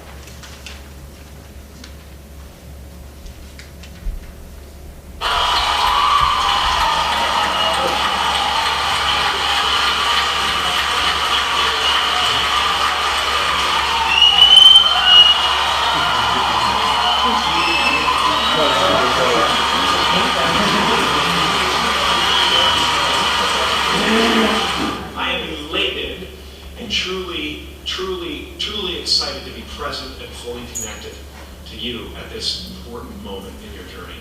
I want to thank the trustees, the administrators, the faculty of MUM for creating an institution worthy of Maharishi's ideals of education, as well as enabling the students through transcendental meditation and ancient Vedic knowledge to slack off twice a day for an hour.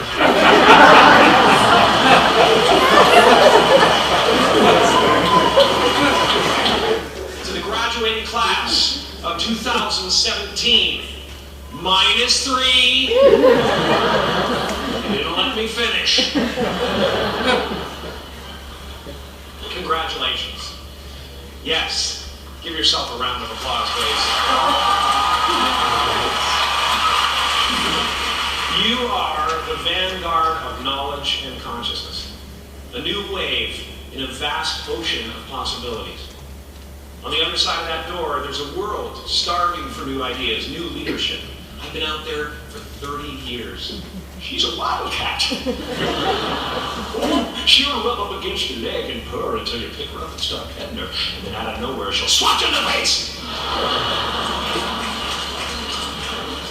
Spend your whole life imagining ghosts, worrying about the pathway to the future, but all there will ever be is what's happening here, and the decisions we make in this moment, which are based in either love or fear. So many of us choose our path out of fear disguised as practicality.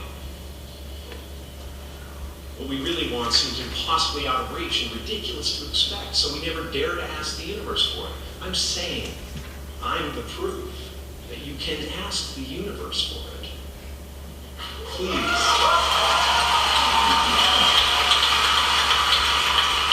And if it doesn't happen for you right away, it's only because the universe is so busy fulfilling my order.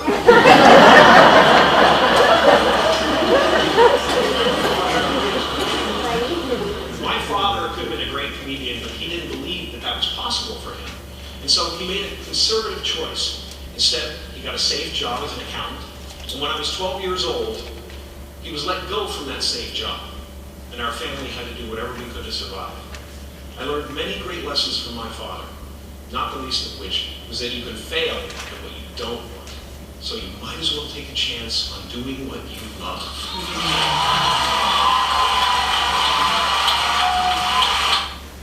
He told the story that his father became a comedian at home because Jim's mother had arthritis, and his father tried to make his mother laugh to take away some of the pain of the arthritis. So he said by the age of 7, he was following his father's pattern of trying to make his mother laugh to take away the pain. That's how he became a comedian, was through that. He's very sweet. Another recent commencement speaker was Senator Tom Harkin of Iowa, one of our 2 U.S. senators. Gave him the honorary doctorate as well. He is the one who was behind the creation of the National Center for Complementary and Alternative Medicine. And he said at the NIH in Washington.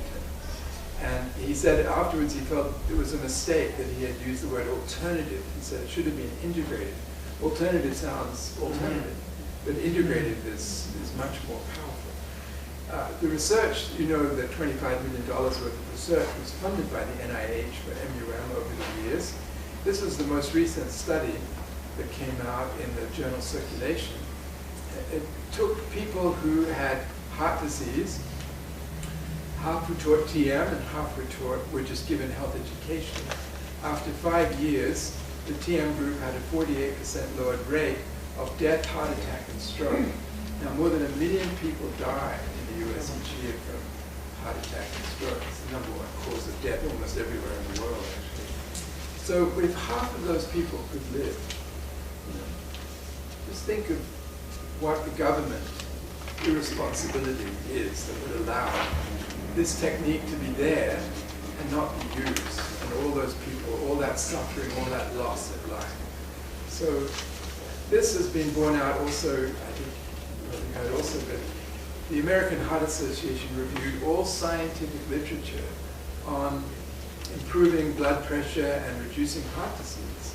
And they found only transcendental meditation has been scientifically demonstrated to produce an effect through natural means. And one of the things that I found very impressive, this is Dr. Schneider's research, the man who headed the committee of the American Heart Association did this research was named Dr. Robert Brooke from the University of Michigan. He's a tenured professor there. And they did the review of the research completely independently of MUM or any researcher. They just looked at the research. And meta-study, they call that. They looked at all. And then they published their findings. Then afterwards, he came to visit MUM to find out more about it. And he gave this lecture while he was there. And what struck me was that he's a young man, he's probably in his late 30s, and for the young people, young scientists, they are looking more just at what is reality, what is the objective finding. Whereas the previous generation of scientists, even if it worked, even if it was producing a unique effect, they could reject it because it was not part of their thing. It was not something that they could get money from or something. I don't want to get too angry here, but it's really disgraceful. I always think of Max Planck, you know, Max Planck is the physicist. He said that science progresses funeral by funeral because the older scientists just die out, and then the next generation, it has a fresh look. So this was my impression of this. So this was nice. I did want to just play one expression of Senator Harkin. The first sentence, one of the first sentences of his speech. If I can find it.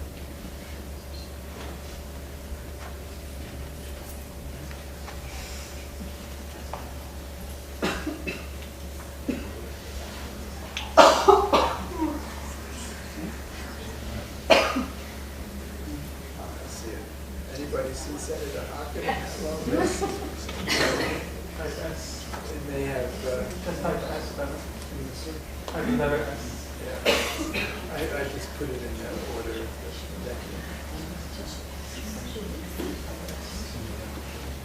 There.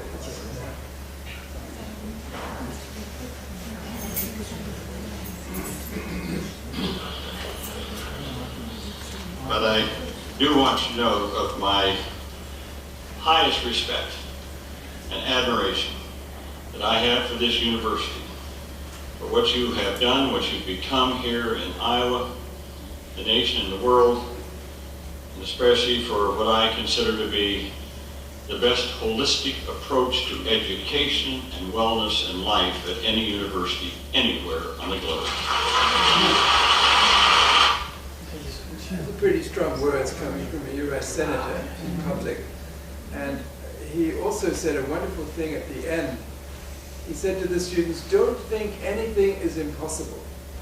He said, look at Maharishi Mahesh Yogi. One man, and he changed the whole world. So this is the feeling of the U.S. Senator. So it's very, very sweet, I think. Dr. Schneider, by the way, has been going all over the world now speaking at major conferences and about the hypertension research and heart disease research. This is a list of those. We've all seen this study, decreased anxiety. This is a meta-study done at Stanford. TM is most powerful. And this has led to a study funded by the Department of Defense of the United States. Its $2.3 million grant was given to MUM and the Veterans Administration Hospital in San Diego. And it's been going on now. They're in the third year, actually, already. And good results. They're comparing TM for post-traumatic stress disorder sufferers, prolonged exposure therapy, is the gold standard of the Veterans Administration practice, and health education control. Prolonged exposure therapy, as I understand it, is they expose you to more stress, so you get used to being stressed. And veterans I've spoken to say this is not very helpful. TM produces a very powerful immediate effect. This has been seen since the Vietnam War times, actually. But this was done recently by MUM faculty, and this was in Uganda, Congolese refugees, and they learned TM. They were suffering from PTSD, and within 30 days it was dramatically reduced. But one of the things Dr. Rees pointed out was the maximum reduction happened in 10 days. In the first 10 days, that was when the real amazing change happened. So it's like a miracle for these people. When I talk, like I was in Salt Lake City where they have introduced it in the Veterans Administration Hospital there, and our teacher there told me that many of the veterans can't sleep at all, hardly at all. And one Marine major came in and he said, and he's sleeping 2 hours. So he learns TM, and first night 4 hours. First night after instruction 4 hours. Next night 5 hours. Next night 6 hours. It doesn't sound like much but to him this was like a miracle of miracles, that he could actually sleep. There was another person there in Salt Lake City when I spoke who had PTSD, and he said he had tried everything the Veterans Administration had, all the techniques. Nothing worked for him. So he heard about TM. From Wyoming. He drove down to Utah, and he thought, I'll just try it. And he said his next step was suicide, because there's more American soldiers die of suicide than die in war, actually, because of this phenomenon. Over 500,000 soldiers have this PTSD. And then now he has 4 advanced techniques of TM. He's on the way to becoming a citizen. His whole life completely revolutionary. So the whole thing is like that. The former Chief Army Ranger, the Army Rangers have officers, and then they have non-commissioned officers. The #1 U.S. Army Ranger on the non-commissioned officer level has become a teacher of TM, and now he's teaching in a military base in Georgia, and also in Nevada, where they have the drones, they do the drones in this base, and a whole group of those people have learned this tremendously stressful life they have. So it's starting to spread in the U.S. military, and this Department of Defense study is going to really change the whole life of all the veterans of the United States. Roger John Hagelin, I hope you have him come here from time to time. He has just gone to Helsinki in Finland, and they're having a global conference on consciousness. And there are 600 speakers. It's the major world conference, and he is the keynote speaker. So this is the recognition that he's now receiving as the one who understands most deeply the relationship of the unified field of physics and consciousness, how everything is just the zero-point motion of a single field, and how every human being can experience that. Maharaja is also working now with the MUM mathematics faculty on a new journal, International Journal of Mathematics and Consciousness, providing a mathematical notation for how consciousness diversifies within itself into universes. Dr. Bill Sands is working now with a team on a new edition of Maharshi translation and commentary of Bhagavad Gita. That'll be coming out shortly. It's kind of been out of print. The Penguin had sort of dropped the ball on that, so now we've taken over. He has also written a book, Dr. Sands, on all Maharshi's lectures about yoga, what yoga really, really means. It's totally misunderstood these days in the world. It's come to mean exercises, even exercises in a hot room. And now Dr. Sabra is pointing out what yoga really means, union, transcendence. This book came out from the faculty. Maharaja met with the whole faculty, and everyone talked about the relationship of their discipline to the field of consciousness. And this book is the proceedings. Dr. Craig Pearson, the Executive Vice President of MUM, has published a new book, The Supreme Awakening, on experiences of enlightenment throughout time and how to culture them through transcendental meditation. A scientific research conference was held. All the scientific researchers from the world gathered with Maharaja to discuss how to advance further the scientific research. Dr. Peter Warburton, who's the Raja for the United Kingdom, last year taught a course at MUM on total knowledge, this amazing chart Maharshi made, summarizing how all fields of knowledge are unified, converge to the field of unity, and emerge from within the field of unity. And there were 330 people on that course, and now he's coming back tomorrow for another round of that more advanced level of that course. In Latin America, Raja Luis has been working on 50,000 yogic flyers. In Oaxaca, in Mexico, he was just there. These are his teachers. And they have now 111 schools in the province of Oaxaca that have introduced transcendental meditation, and many of them in the cities. 25,000 students have learned. And the state provincial government has made it part of the curriculum. Twice a day, TM and cities and yogic flying is part of the curriculum, and they're planning to have it in all 258 schools. I think 16,000 have learned flying by now. So, and they're amazing people. Dr. Herman Martina on the left is the leader for Argentina. The lady on the right is Luz Marina, the leader for Colombia. She has instructed more than 10,000 people in the TM City program. And there are many in Latin America, several who have done that. Father Gabriel Mejia is an incredible man. Maharshi called him the Colombian saint. I think I talked about him last time. I went to Medellin to a conference at the main Catholic university on consciousness-based education, which was chaired by a priest who practices transcendental meditation. And when Father Mejia finished speaking that day, I personally was wondering what I was going to say, because he said everything about Vedic knowledge that there is to say. And when we walked into the hall that day, there were about 500 people there, and even Raja Luis did a double take, because on the stage, Father Mejia had placed an enormous picture of the holy tradition of masters on the stage of this Catholic university. And so he's completely field independent. He doesn't care what anybody thinks about anything. We attended the yogic flying groups also and listened to the youngsters speak about how, like, they're orphans. Father Mejia has 20,000 students who are homeless, abandoned children, many of them gang members or FARC guerrilla members. And once they learn the cities, the inner sadness goes away and they start to do positive things.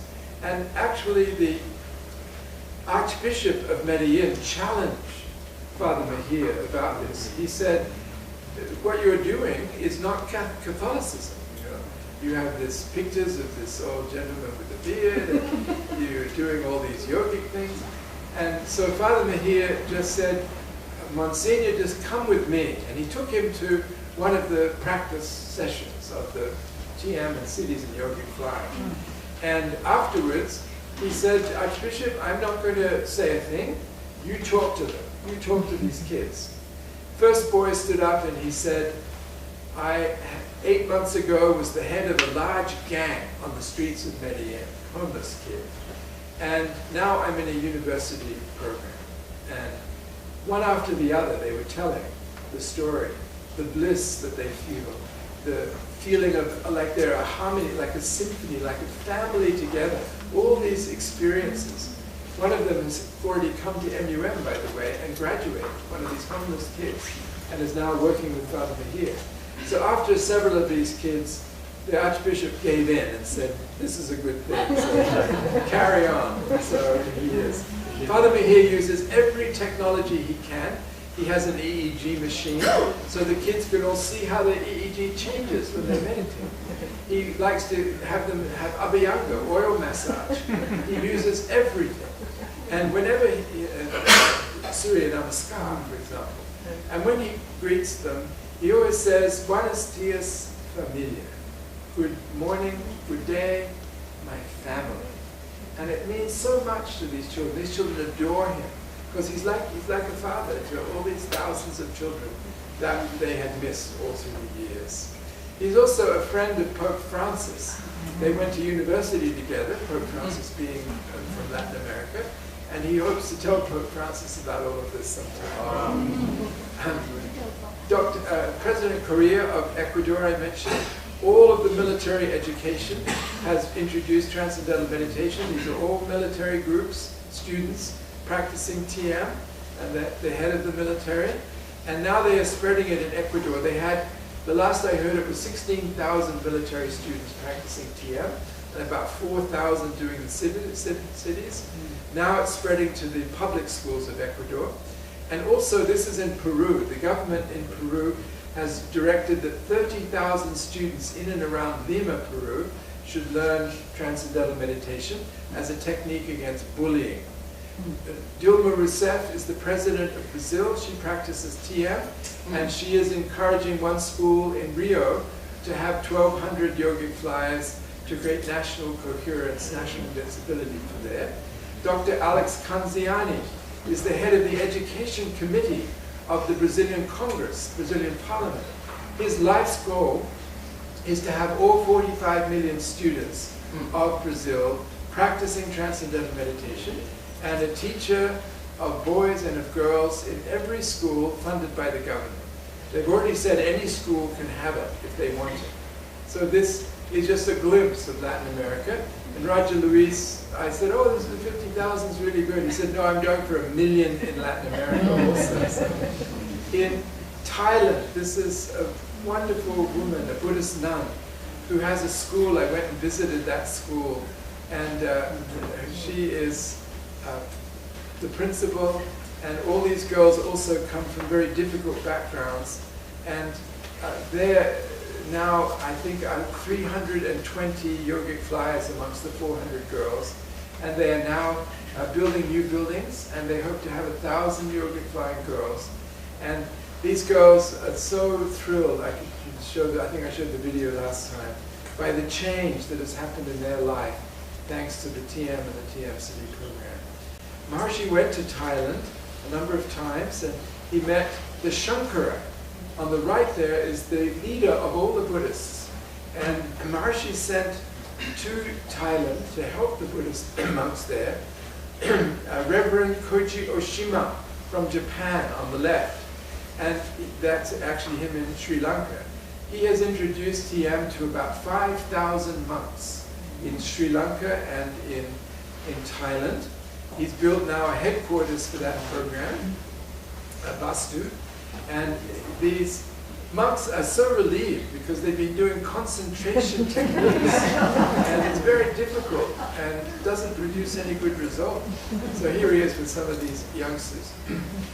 One story, I'll finish up quickly now, but one story he told me was one of the elderly monks who learned. He was 70 years of age.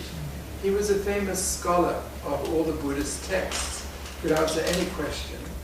And then he learned TM, and on the first day of checking, after instruction, he came to Reverend Oshima and he said, now I understand all the things I've been talking about all these years. Because he finally had transcended. He had the experience of what it was all about. And Maharshi gave him honorary doctorate, showing Lord Buddha on the right there, sitting in the brain of everyone. And there is also in Thailand this marvelous college, headed by Raja Vikram, Raja Park College. They've just built this new building in the south, and they're building 2 Maharshi Towers of Invincibility. In Africa, in Johannesburg, this is Maharshi Invincibility Institute. It's a sister institution of MUM in the US. This building was given to us by the Anglo-American Mining Corporation. And the reason they did was because Johannesburg had become the top murder capital city of the world, more murders than in any other capital city. And then 500 students have been practicing TM there, 200 of them siddhas, for the last several years now, 5 years. And Johannesburg has dropped off the list of the top 50 murder cities. So when this happened, the Anglo-American Mining Corporation said they wanted their building back. And so we said, no, we want to keep it. I went to court and we won. So we this is a 9-story building right in the middle of Johannesburg. It could have 1,500 siddhas eventually. We have the facility. And the kids there are so loving to each other, so blissful. And they're kids from the poorest backgrounds, never would have gone to university. But 70 foundations and corporations, including the Rockefeller Foundation, support that institution. And so they go for free. They get a hot meal in the middle of the day, because many of them come not having eaten at all, and they feel pain. And they're getting jobs now, the graduates, with major South African corporations, and 2 of them have come on to do their MBA. They're from Soweto and places like that, and so they, very, very poor backgrounds. Well, our valedictorian last year was a girl, she became a siddha, she was valedictorian, and she also was looking after 10 siblings at the same time, because both her parents were gone. They're incredible young people. And here's the registrar and the students. This is the staff of the university. When I was speaking to them about a year ago, just bliss in the classroom. I went also to Maputo in Mozambique to meet President Chissano Rama last year. President Chissano is the one who introduced Transcendental Meditation to 18,000 soldiers in his army, and 3,000 learned the cities. The civil war came to an end. Mozambique was the poorest country in the world, and now its economy is just soaring. And also at the same time, apartheid mysteriously suddenly stopped in South Africa, just across the border. President Chissano is building this school right now in Maputo. It's the first building at the upper left side here of a whole campus that is being constructed. The first building will have 300 yogic flyers in it. And also, school, he's introduced to another public school there in Maputo. In Lusaka, there's a new Maharshi Model School, a tiny little school, but in a very poor district. And President Kenneth Kaunda, the former president of Zambia, was one of the greatest supporters of Maharshi's consciousness-based education in Africa. I went to Tanzania last year, also Mount Kilimanjaro, and this is one of the most beautiful places in the world. And this is Mount Meru, near the city of Arusha. Here are all the very powerful meditating women's groups there who are building schools like that. I went also to Victoria Falls because Maharshi said this is one of the most amazing places he ever went in the world. It's the largest waterfall on earth. And he said the offering of the water over the edge is like an offering into the field of infinite silence. It's such a powerful place.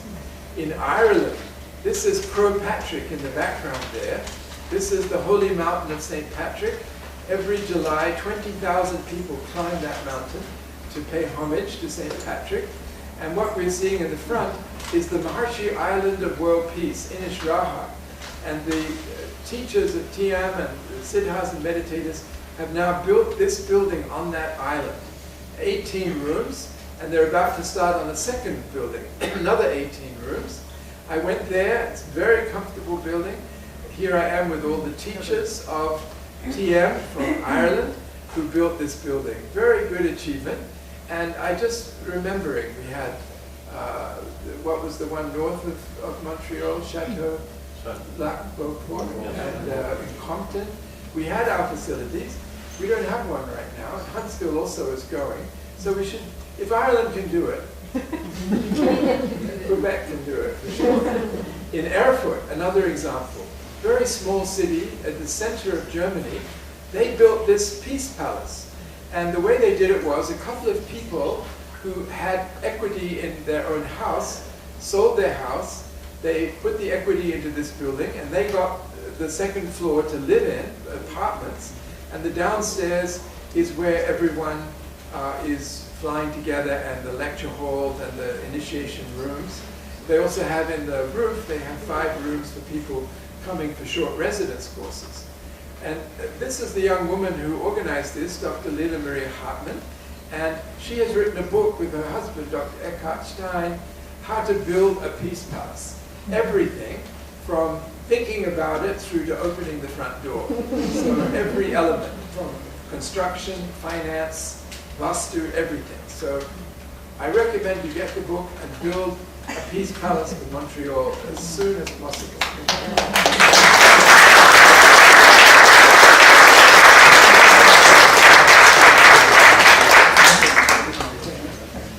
In England, they have Rendlesham. They have an ideal village with about 67 different apartments and houses, and they are just now building a peace palace that will have 30 bedrooms and huge flying halls right next to it. This is at a former US Air Force base on the land there, where there used to be nuclear bombers, and now this is what's going on there. This building is going up in Kuala Lumpur as we speak. This is the Peace Palace there. In Victoria, BC, this is the renovated building for the Maharshi School, and there are 45 students, but now there's a waiting list, so they're planning to expand and build a bigger building there. This is Maharshi School in Melbourne, in Australia. I'm from Australia, as you probably know. These buildings are Vastu buildings and very strongly funded by the Commonwealth Government of Australia. And just a few days ago, the government gave another $300,000 to help the school buy land for another expansion of the school. Here I am with the children there. So finally, the domes, please come if you're a Siddha and be part of the Invincible America Assembly, or you can study there also. It's such a precious thing. Maharshi said when he inaugurated the building, before it was even finished, that this building is going to bear great fruit for the world. It has produced, when the numbers were high, the numbers have dropped down to about 700 or 800 again now. It used to be up around 1,800, but the funding has gone down. But there has been, during the period when the numbers were high, a very great effect on murder rates going down, violent crime dropped, homicide rate, and this means statistically significantly dropped compared to the trend. Motor vehicle fatality rates, infant mortality, and drug-related death rates leveled off. So, and I just read you a couple of experiences from the Invincible America Assembly that are going up and up. This is the plan for the center of campus. I'll speak about that. But here is one. This lady, this is for the Invincible America Assembly, who are in the Golden Domes, who are doing very long programs, 7, 8, 9 hours in a day.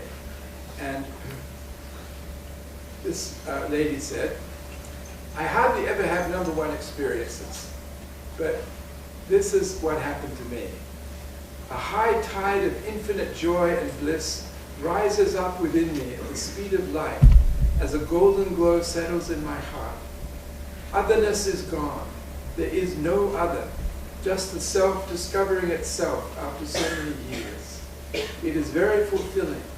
The feeling of fullness is impossible to quantify, to describe. It is there, immediate and overwhelming. One moment it wasn't there, and the next it's there. Unaccountably so. Nothing prepared me for it. Another experience. I arrived back on the Invincible America Assembly 8 days ago, and my first 3 programs were a non-stop display of this refined experience of self.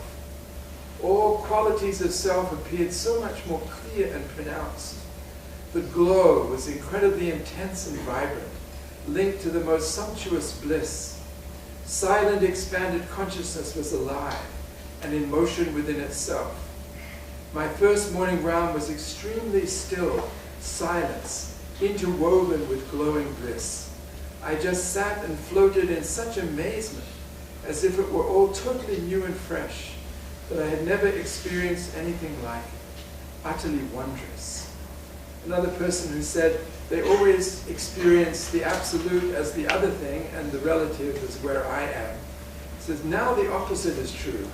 I perceive the relative from a point of view established in the absolute. It is mostly a change in perspective, but it is a powerful, meaningful, and indescribable transition. Now I look at the world of boundaries from the world of no boundaries, and it seems like an utter illusion. It seems almost impossible that I could have ever believed in and been so enmeshed in those boundaries. Another one, timelessness. Today, for a timeless while, there was no today, yesterday, or tomorrow. One moment I was flying gleefully on the phone, and then simply and seamlessly, I was not there.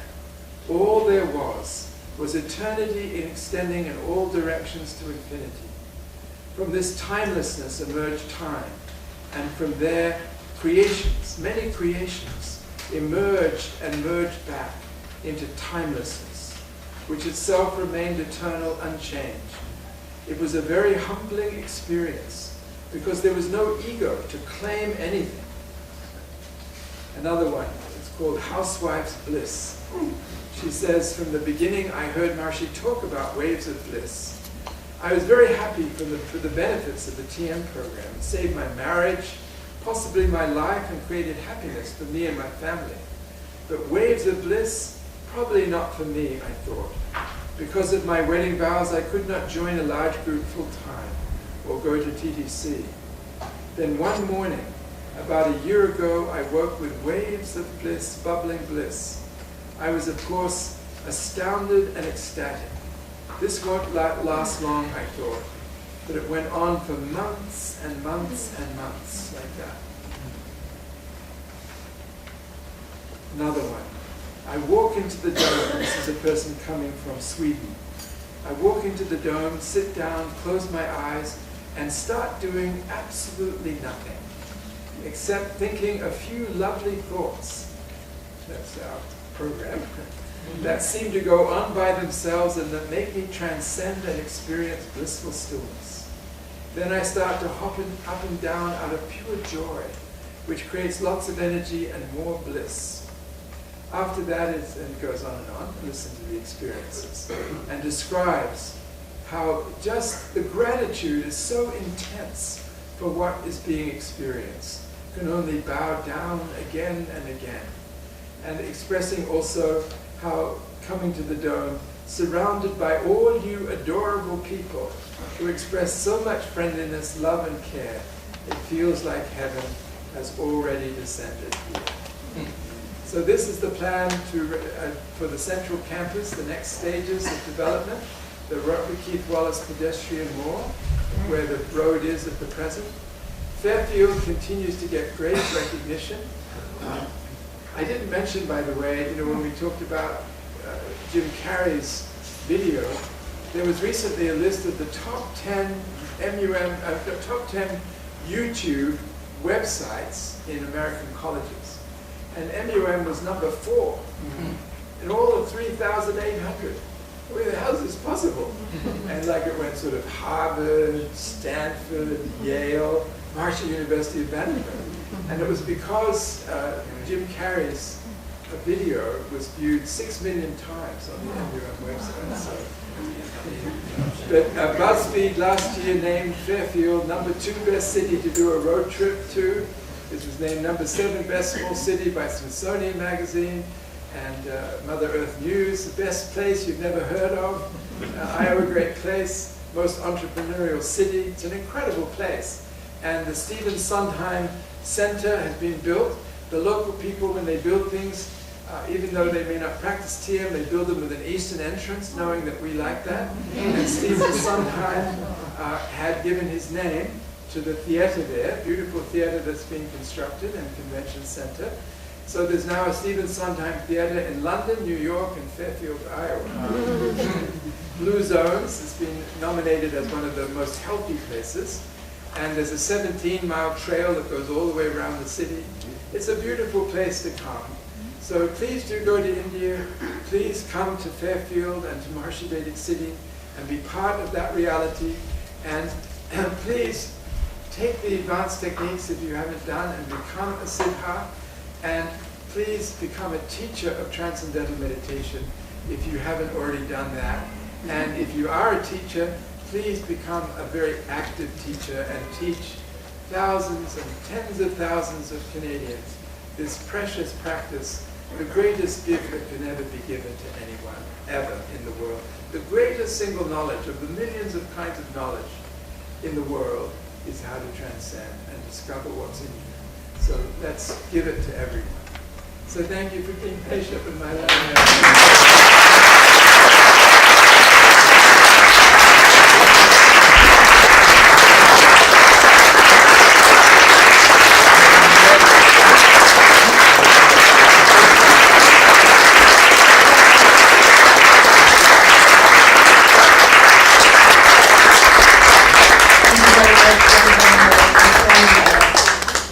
Inspiring good news from all over the world. And thank you for sharing that with us, the photos and the videos as well. It's much of what you carry, very uplifting. Thank you so much for coming to Montreal today and inspiring us to uplift Montreal. Thank you. And thank you.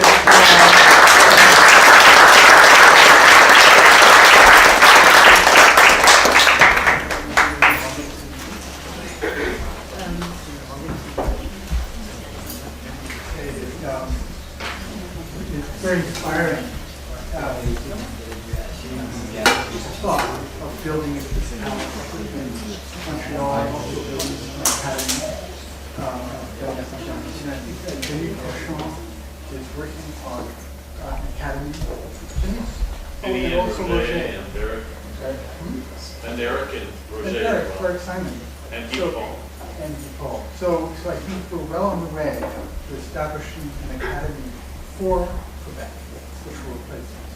So, and I think Michelle is working for a long time, very focused on having a peace palace. So we'll have both. Thank you for coming.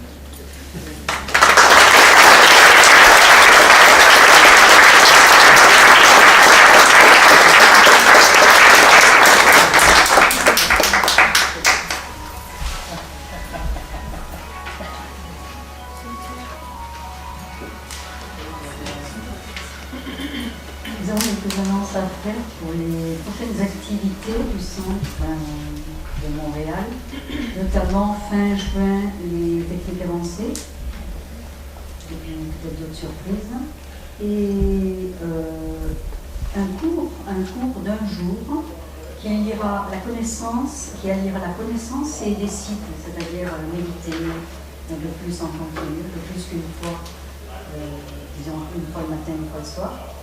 Et puis, en plus des conférences avancées tous les dimanches soirs, nous offrons toutes les activités possibles. So we'd like to mention some of the activities of our new center located at 4188 UR. Just south of Montreal.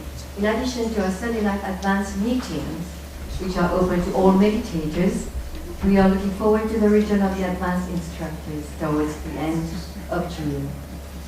If you'd like to take an advanced technique, you can see us after the meeting. A one-day course to be held at the center will feature knowledge and experience. Yes, that means that during the course at our local center, you will meditate and your continuous trust daily. And we will be notifying you by email of these programs. So if you haven't given us your email address, you do not set the door. And again, we want to thank our distinguished guests, Father Paul, that we love the Lord. Thanks.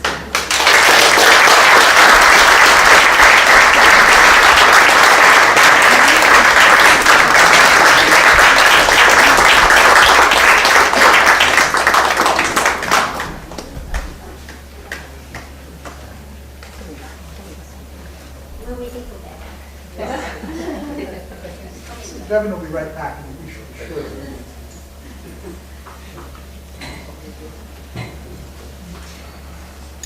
Voilà. rassemblés et nous avons bien transcendé. Et quand nous nous réunissons, c'est avant tout pour la transcendance, pour la béatitude, parce que c'est la nature de notre vie. Et nous allons œuvrer dans ce sens de plus en plus, se réunir. Donc, voilà. Nous voulons remercier tous les gouverneurs de Montréal qui ont travaillé beaucoup pour avancer le programme ici et pour ouvrir un nouveau centre. Richard et Nancy, Jean, Michel, et Madeleine, Marie-France, et Steve et Jennifer, et Richard.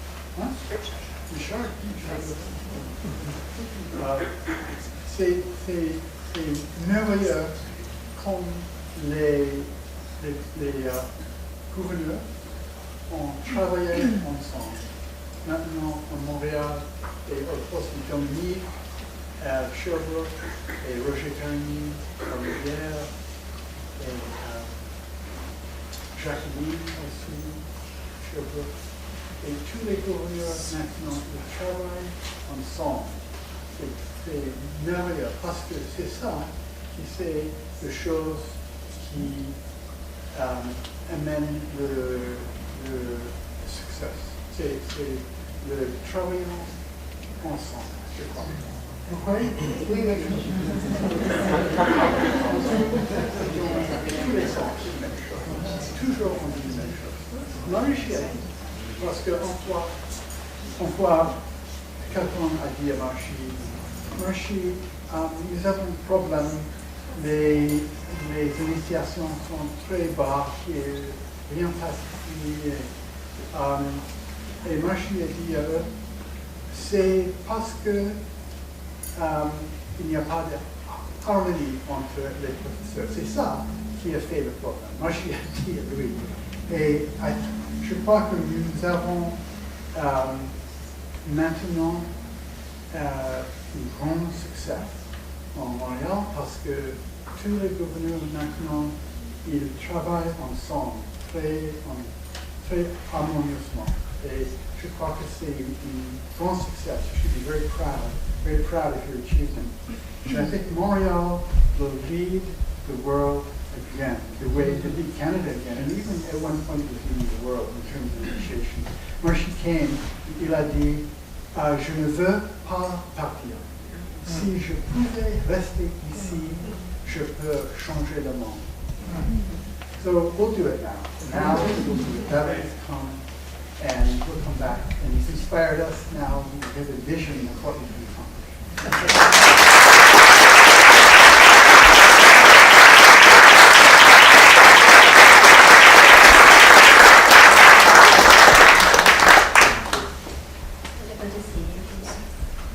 The children has a lesson to do as a token of our thanks for being such an inspiration, bringing us so much inspiration and light in our life.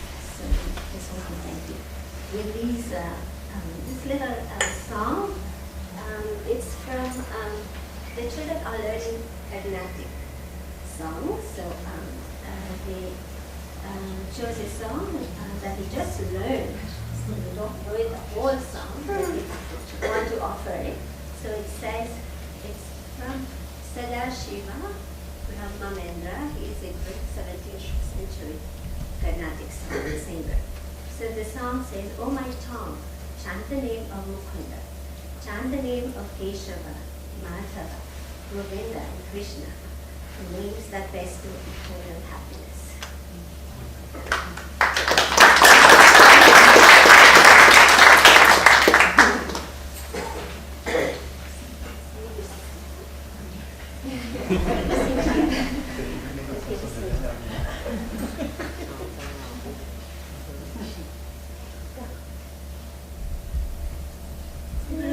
Mukunde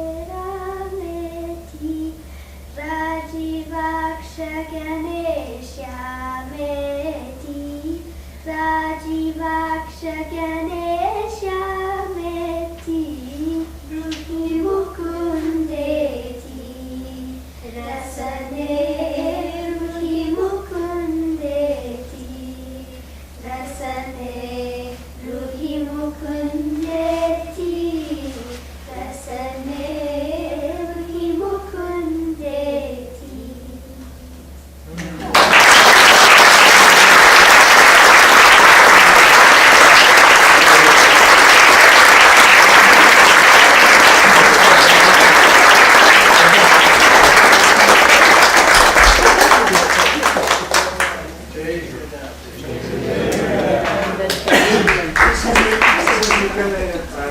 Say a few words, if you allow me, just before you leave. My name is Erkin. I came from Kyrgyzstan just 9 months ago to Montreal. And what I wanted to say, actually, Kyrgyzstan, the land of Kyrgyzstan, is a beautiful mountainous country. We have siddhas and meditators and the movement of Maharishi, which is, I think, my presence here also serves as an evidence of global nature of the activities conducted by our beloved Maharishi. And I would like just to take this opportunity to express the gratitude. I think many siddhas and meditators, because we had an opportunity to see you, Dr. Bev Morris, for many years, and to see your lectures of being close to our beloved Maharishi for so many years, and I would like just to take this opportunity to express the gratitude on behalf of our everyone.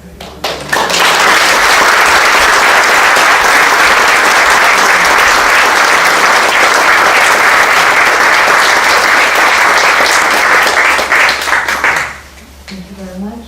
Thank you, Sushila and your children.